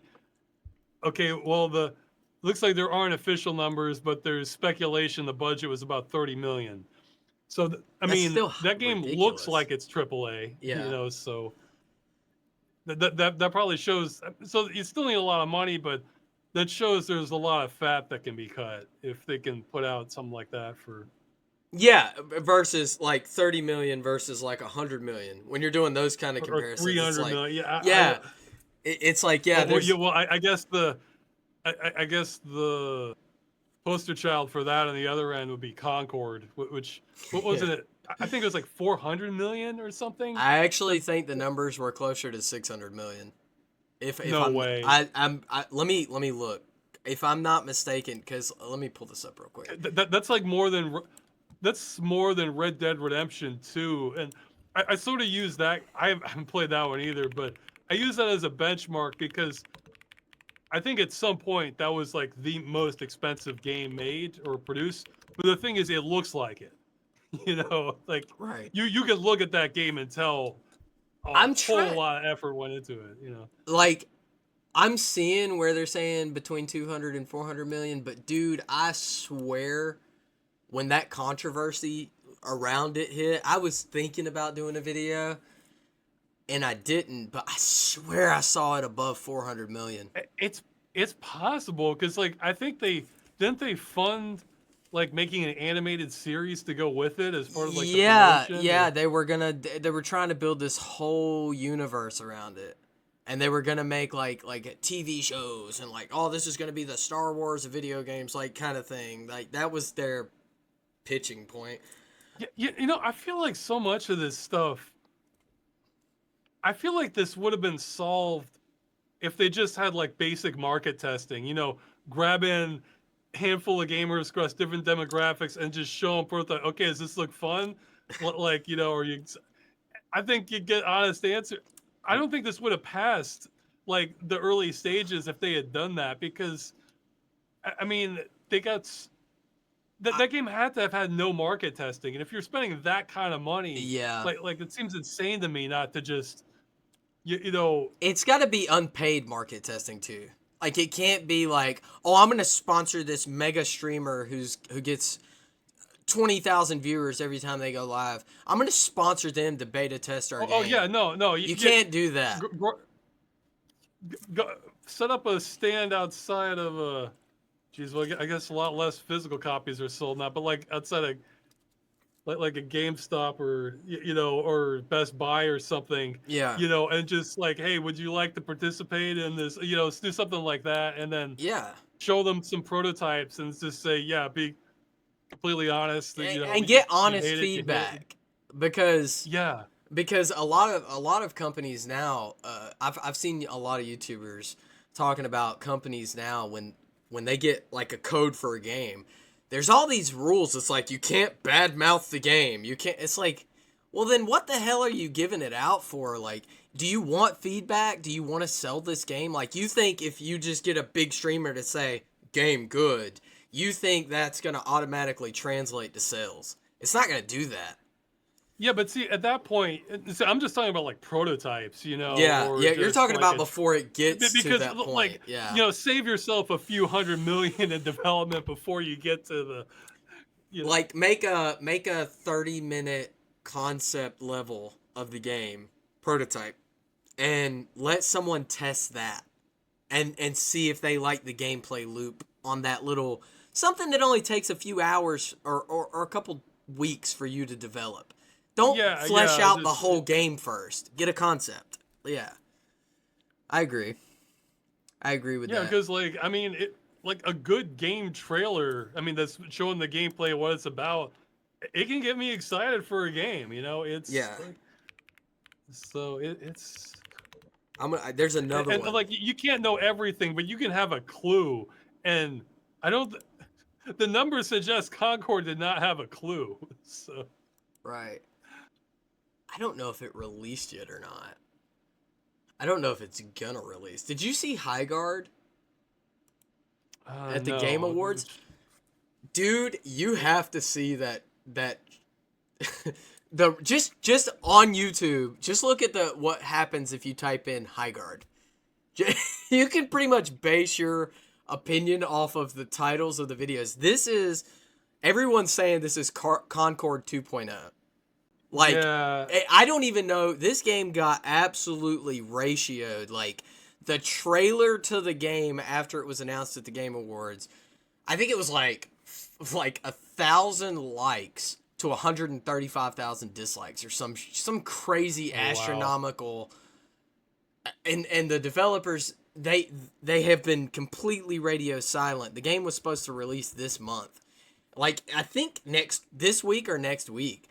And the developers have been completely radio silent because they only made one statement where they were like, basically saying, you know, it really hurts that this game is getting this kind of a hatred and attention from people when we worked so hard on it. And I kind of feel bad for them, but at the same time, it's like these hero shooter Overwatch clones. And someone pointed out, oh God, it might have been Actman. I can't remember who it was that pointed out. High Guard is like a synonym of like Overwatch. High, over, watch, guard. Oh, wow. And I was like, what? You know? And the gameplay, I'm not gonna lie, like the trailer, when I watched the trailer, I was kind of like, why is everybody getting all pissy about this? Like, it looks kind of cool. Like, yeah, the art looks good. It does. The art looked good. I thought the trailer was more of a cinematic, you know, obviously, than a gameplay. That's hilarious. That's 95% of the problem. Yeah, I know. That blew my mind, bro. That's that's the death knell for it. Yeah. I probably never would have even noticed that, to be honest with you. I wouldn't have either, but that's like the most cynical kind of yeah. layer to it. Yeah, and a lot of the, like, obviously, like with Overwatch, almost every hero shooter pretty much is like in some way a clone of that. Yeah, see that's the other thing with chasing after live service or especially multiplayer. See, if you make a Dark Souls clone, you can sell that even to people who are big fans of Dark Souls. In fact, they might buy it because okay, another similar type of game. Whereas if it's a live service game, they're already invested in the ecosystem, like you said, like Fortnite or Overwatch. Right, yeah. So they can't just switch over because they want to keep going with the game that they know. Well, so it's a direct competition the way single player kind of one-off experiences are. Right. You know, or because like when they're already invested in that ecosystem, it's not just invested like with time and skill, it's also like financially, and a lot of people don't want to make that switch, and especially as volatile as it is. And that's why Stop Killing Games was like so interesting to me, because like when you buy into an ecosystem, like what if they shut the game down 2 weeks later and they don't refund it? Like at least Concord refunded, but what if they don't? And there's companies that have done that. The only reason Concord was refunded was because they shut it down at, what was it, like 2 weeks? 2 weeks. Or something? Yeah, it was like 2 weeks. Yeah, that's the only reason. What Lawbreakers was up for a year. Oh, there's a newer one that I think. Oh, geez, I made a Twitter post on it. I forgot the name of it. But it was up for like 7 or 8 months, and they're not giving refunds if you bought it from day one. Well, I don't. So, I'm pretty positive Multiverses didn't. And you had all those, which granted, like, in my opinion, I feel like if you pay for the game and then it shuts down, they should refund it. But I also think that should go almost into like microtransactions too, like battle passes. Like if somebody bought a battle pass for Multiverses when it first came out and they bought all the stuff and they can no longer play the game at all, that's... Well, The good news is Stop Killing Games is going to cover that. It's going to test that too, because we actually got so lucky with The Crew, because The Crew, it was a paid game, but it also had microtransactions. Right. And for a period, I think in like 2016 or something, Ubisoft gave it away for free for like a limited time. So there are people who got the game for free, but then went on to buy a microtransaction. Right. And they filed complaints to the agency too. So that's this. It's almost like we're getting free to play with microtransactions tested too, because it's not like for free to play. It's not like you're entitled to the game directly, but if you did buy your skin or something and then the game shuts down, well, then you can't access what you bought. Right. So it's kind of a roundabout way to. Yeah, I unfortunately can't give too many details yet. I probably will in like a month or two. Yeah. But it's looking convoluted the way this is going to play out, but it's looking promising. Like it really is. Yeah, and I know you're going to be doing updates and stuff. I actually look forward to doing that. I'll probably do like either a react or an overview of it on my channel whenever you do give your updates, because I'm really curious to see where it goes. I don't know how a company can. I don't know the legalities of microtransactions. I've never understood it. Like, even me, like in Fortnite, I've got thousands of dollars in that game just over time between me and my children.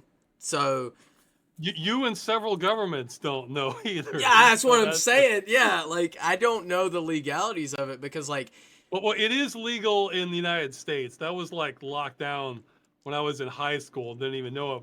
But the thing is that the industry just sort of normalized that and just went along with it, even if other countries didn't make that legal. So that's what it's kind of like a real opening that I think at some degree, like if you've spent money on microtransactions on an online only game like that, I think at some point, I think that's why the end of life plan is so important. Like at least make it to where we can peer to peer it.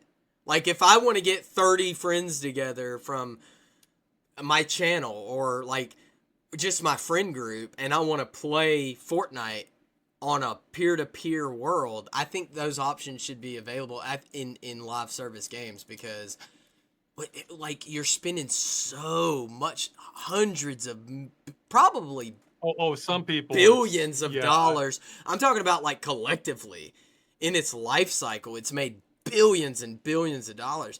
Like, and then what, that money just goes into oblivion when they're like, well, we're done with this fucking game today. Yeah, I mean, like even High Guard here, honestly, the screenshots look nice. Like I wouldn't mind just, taking the tour of it just to see. I mean, yeah, I'm not expecting like a great gameplay experience, but why should that be destroyed just because the management doesn't see that as an issue, doesn't value their own product enough to not have it destroyed as soon as support ends, Well, or have it destroyed like preemptively because of a ratio on the internet. Like, I also hate that, just from a social standpoint, and I kind of touched on it in that Switch video where like, I feel like people see their favorite streamer or YouTuber go, oh, what is this shit? And then they jump on that bandwagon and like plant their flag there. And then a game gets ratioed before it's even given a chance, and then it just won't release. Like, I don't know if High Guard's even going to release after this. But that kind of sucks because no one even gave it a chance, Yeah, but at the same time, they're kind of playing with fire going down this. I mean, agree. it's not like this isn't.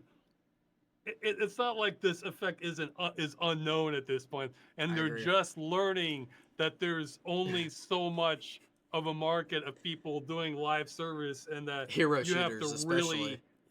Really I mean, it's gambling essentially by the publishers. Yeah. But whereas again, if they were doing a knockoff of some successful, let's say they did this for like an Elden Ring clone or what's it, Mario Kart or something. Well, you're right. That's literally happening with Sonic. Wasn't there a Sonic Kart game that only a few months back? Yeah, Sonic Racing. Like that? My camera's gonna glitch again, but just keep talking. Okay, yeah, but so there's room for Mario Kart World and Sonic Racing, and for people to buy both.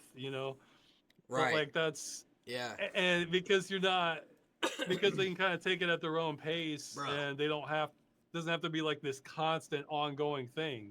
Yeah. I'll, Now is a good time to like bunker down with games. So whatever system or platform you can handle, like stick to it, yeah. and Well, don't aspire to bleeding edge graphics in the future you were talking for a about while. you Yeah, talked about dark ages of gaming, and I kind of wanted to talk about that too because yeah, I sure. think financially, and we can wind it down after this. I think financially, like the cost of consoles. Well, my camera's not going to work, so I'll put a PNG right here of my face and just move my mouth.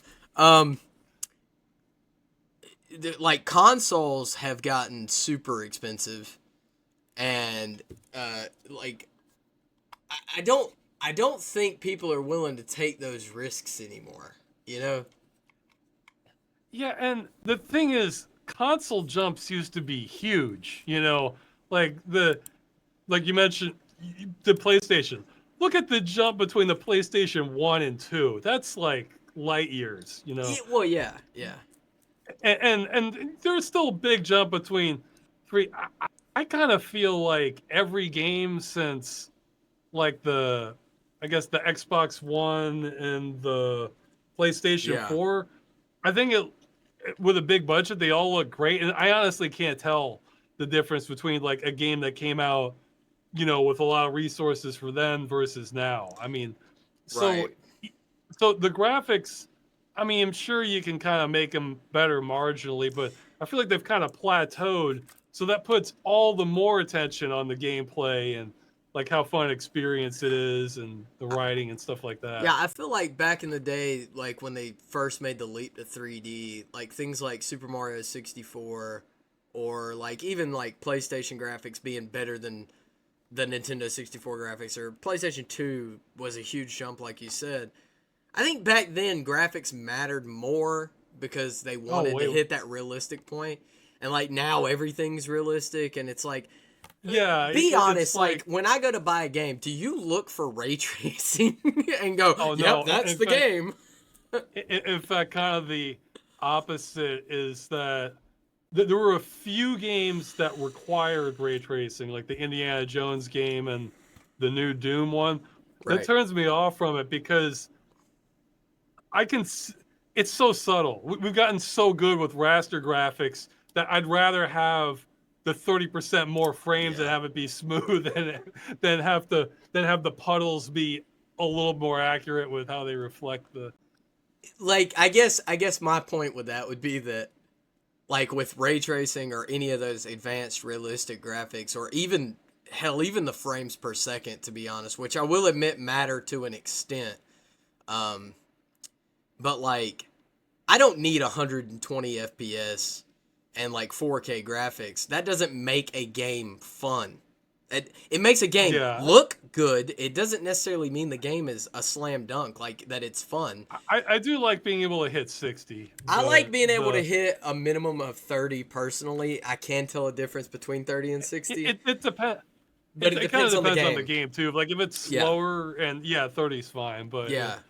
Definitely depends on the game. Like I play a lot of things like on my Switch. I get roasted in the comments sometimes when I do Switch videos about playing things like Animal Crossing and like Stardew Valley on the Switch or even the new Story of Seasons and stuff like that. Like none of that. I don't give a crap if that hits 60 FPS, bro. It's Animal yeah, Crossing. that's a Like but in a racing game like Mario Kart, I definitely want to hit 60 frames or 100 frames or yeah, however yeah. high they can push it.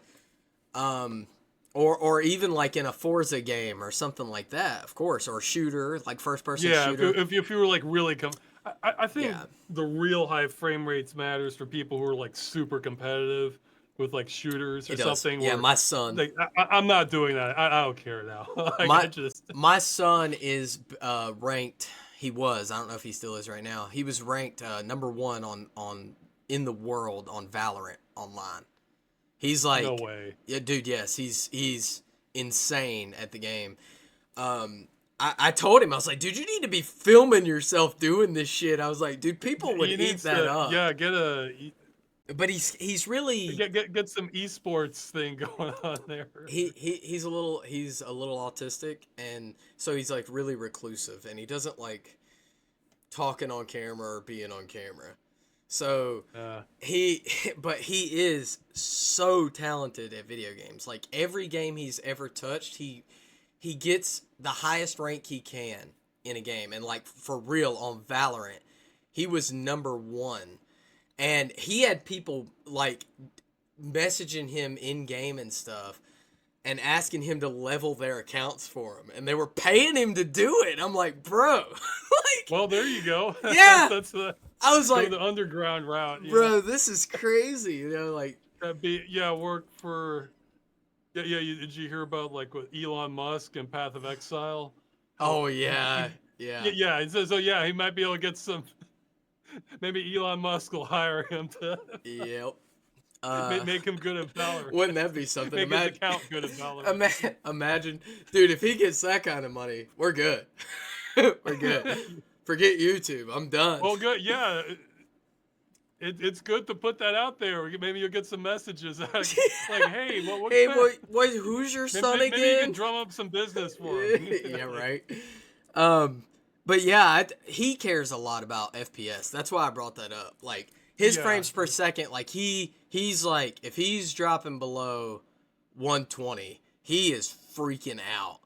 And I'm like, bro, I can't even tell the difference between 120 and 60 personally. And I guess that's like age.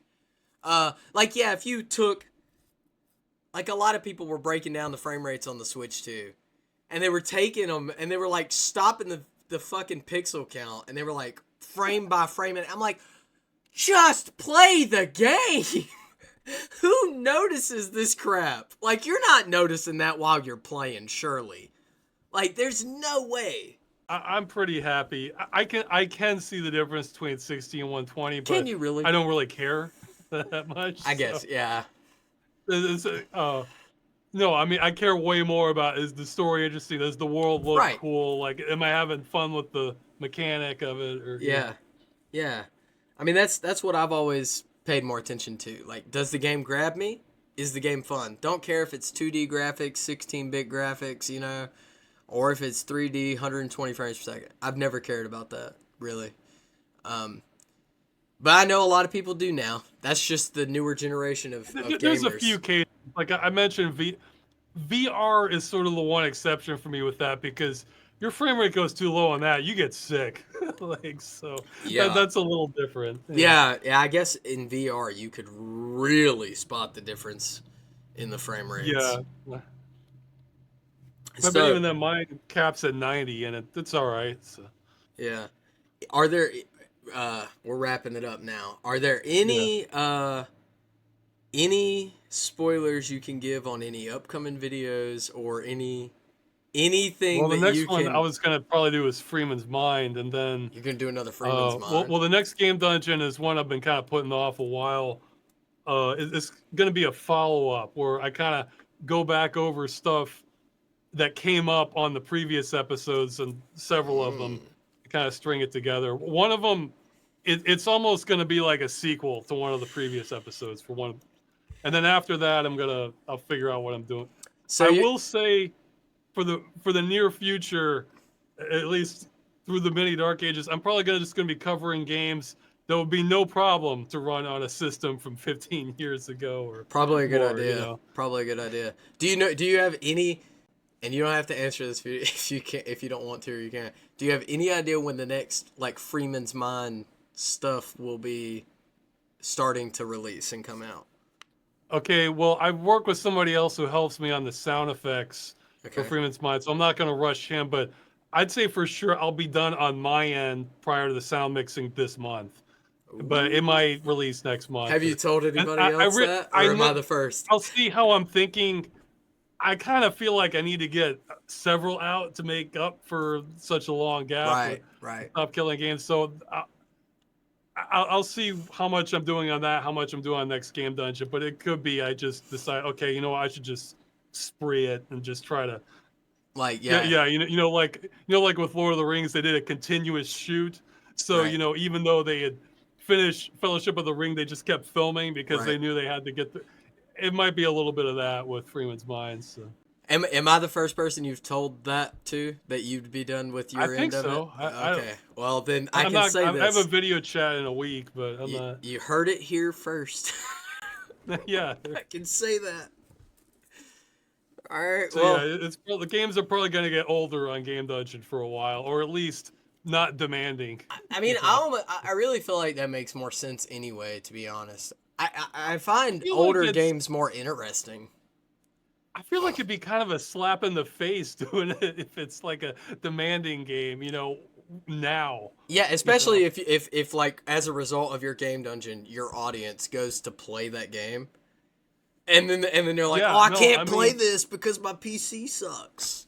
I would, yeah, exactly. Like look, if you told me I can't run games on a system past like 2005 or something for the next couple of years, I can adjust. I know Yeah, places to look. yeah. So, Yeah, I mean, I still want you to recommend me some games. I picked up that one. oh, Oh, I can't remember what the name of it was now.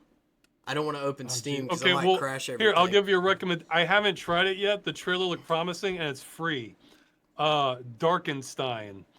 It looks like Darkenstein. it's like yeah, I watched the trailer to it. It looks like Wolfenstein. They made a sequel and just like went all out with the action to it. Yeah, it's free. It's on Steam. So, I'm gonna definitely check that out. That yeah, might actually okay. be my follow up video for after I Sure. post this. Man, there's been here, let me see. I might be able to give you There was an recommend. older game that you had given me a Yeah, yeah, recommendation for, and I cannot remember the name of it. And I Hunt played it. I Down. got it. Yeah, Hunt Down. I got it and Yeah. played it. I couldn't Yeah, remember the well, name of it. see, I'm thinking the studios that do well during this time are going to be making stuff like that. Oh, Like that. 100%. Yeah. Because I the, mean, the you lower could run that. demands, yeah. Lower demands, I mean, people who can't upgrade their PC, they're going to want to get stuff. and the thing is, if that game had come out in the '90s, that would have been a AAA game. That would have been like Oh, a absolutely. $60 Yeah. Super Nintendo game. Like, Yep. Yep. Oh, yeah. Yeah. It's impressive to see how far, like, side-scrolling, like, 2D games have come. Like, HD 2D games have come. It's crazy. I feel like my birthday was 4 days ago, so like I feel like I'm getting old now, and I'm starting to get more into the older stuff. The more I pick up my consoles, even on Switch, I'm like, I got the original Rogue. oh wow, That that's real old. Yeah, but they That's they like, did a remake of it. And because roguelikes have really ballooned in popularity. Things like Balatro and stuff like that, like and other crazy concepts that have never been done. Roguelikes have blown up, and I pick up stuff like I, that. the roguelikes I kind of like the most are like the first person shooter hybrids, Oh yeah, where because I like those especially because you can the ones I played, you can go, oh, if you're good at first person shooters, you can go a ways without any upgrades or anything. So it becomes kind of a yeah. yeah, one of the better ones I played of that, it's called was oh my god, I'm blanking on the name.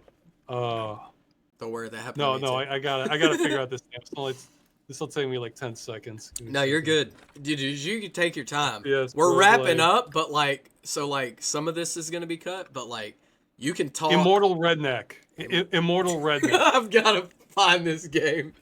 Yeah, it's fun. Like the plot is you're just a I don't even remember the plot exactly, but you're basically a redneck going through ancient Egypt and these pyramids, and you keep going up the tier, and you get these upgrades, and it's a shooter that comes out.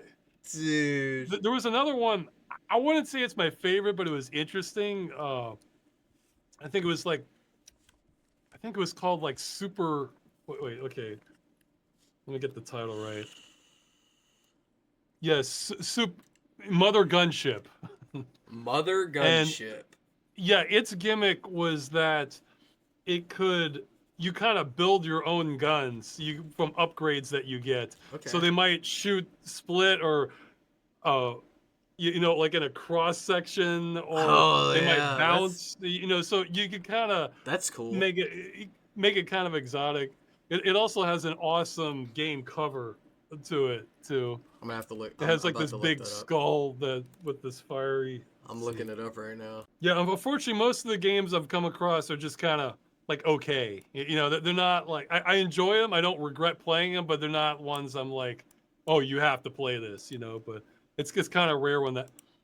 But I saw the Darkenstein thing just a day or two ago. I'm thinking, yeah, this is going on my list. Have you? So you haven't played it yet? I haven't played it. I saw the trailer. Ooh. I'm thinking, yeah, okay. I'm on board. I'm gonna get it, and I'm gonna play it. We'll see who plays it first. Yeah. I mean, the price is right. Yeah. I mean, yeah, it's free. you can't beat that. I really appreciate you coming out and wasting your time with me for a couple hours. Sure. It's well. Hey, I'm glad I don't have to drum up signatures. Dude, yeah, That was always like an underlying stress of this stuff earlier. I'm thinking, yeah, I gotta find the signature. Yeah, and it's probably nice too to like do a podcast or an interview type thing like this and not have to talk about that like in depth. Yeah. You know. You could just talk about regular stuff. Yeah, just talking about life and video games and regular stuff. And I'm hoping. I just named the podcast, by the way, because I had never planned initially to do more episodes. I am now. I would like to get with you again eventually in the future. Sure. I really enjoy talking to you. Maybe do a few more to space it out first. So. Yeah. I'm gonna try to get some other people on here. It'll probably be people that I know personally, because I've reached out to other YouTubers and people just, dude, I think they see my subscriber count and they're like, I ain't touching that with a 10-foot pole. So, which is fine. I get that. I do. I'm not too proud for that. To me, it's just sometimes time allocation. Yeah. Man, when I was doing the Stop Killing Games, I had to start getting a lot pickier, but now it's. Yeah, I got it. There's still plenty to do, but it's not all on my shoulders now. It's much more of a political government thing. Right. Yeah, I got in with you at the right time. So. Yeah, and it's bugging me because there's another game that I have it on my list somewhere, but I don't remember what the title of it is at all. But the concept was you were controlling like almost like this walking city, and then like you upgrade elements of it as like these hordes are coming at you, and you kind of walk across the land. It looked like it was fun. So it's like a tower, like a tower defense, like a moving tower defense? But it looked more in depth than that. That sounds crazy. It looked fun. Let's see. Walking city up. That sounds crazy. I'm trying to picture in my head, like when you said that, I just pictured this like city on like robot legs, like spider robot legs. Yeah, I think that. And see, now we can't find it's. See, I just keep whenever I see games like this, I just write down the title on a list, and then I eventually kind of process it and look for them later on sales, usually years after the fact. But so it's on my list somewhere, but it's probably buried in another 100 other names. So Wanderberg, is it out yet? There's Wanderberg's different. Wait, yeah, that's coming. I'm just going off of the Wandering Village, a city builder built on the back of a giant moving six-legged creature. It's kind of similar to that, but Wanderberg is also on my list. But the Wandering Village. Village. I think that one might just be a city builder. This one says you must build a sediment. No, a city builder built on the back of a giant moving six-legged creature. This was like a kind of an action strategy thing. Like you were definitely shooting. Man, I feel dumb. I can't find the name of it, but well, maybe your audience can put it in the comments then if they want. Somebody's gonna watch this. I've given it. I'm sure somebody out there knows what I'm talking. This one's kind of recent. I think it's come out within a year. Yeah, and the last time I did a video with you, there were people wanting the bonus footage. I was gonna, dude. Wait a minute. I gotta bring this up before we leave. Hold up. All right. There were people wanting the bonus footage. I had footage that I had cut. We talked for like 2 hours, and then I cut it down to like an hour just to cover the Stop Killing Game stuff. and I had lost my old PC, completely lost it. I still have the hard drive. I just haven't been able to rip the footage off. But the part where you were telling me about pigeon hunters and the pigeon that died, and I am so glad that I did not upload that footage. I doubt it would have mattered, but when you were going through the controversy with Pirate and all that BS, I was like, dude, if they would have found any reason possible to hate Ross, and I was like, I'm so glad I didn't upload that. That footage. But it probably wouldn't have mattered. I don't think it would have mattered. We didn't kill the pigeon on purpose. I know. That wasn't part of the script. I know. I think since it happened, might as well put it in there. I agree. Well, I mean, that's not to get too dark, but that's the same mentality. The original Ben-Hur movie, one of the stuntmen got killed in the chariot race scene. Yeah. But they put in, I mean, yeah, that wasn't the plan, but since it happened, you might as well. Yeah. I remember you telling me that reference when we talked about it. So there you go, guys. That was in the bonus footage. Yeah, you did. I can't always remember what I'm saying, but I guess I'm consistent with with how my brain is gonna flow with it. Right. I have a really good almost photographic memory of like everything that's that I've talked about with people and stuff like that. It's really annoying, actually. But yeah, you're definitely consistent. Same references, same. That's why you're so loved. You have I would say, a really consistent and faithful audience from what I've seen. Well, I try not to make crap. Yeah. Try. Yeah.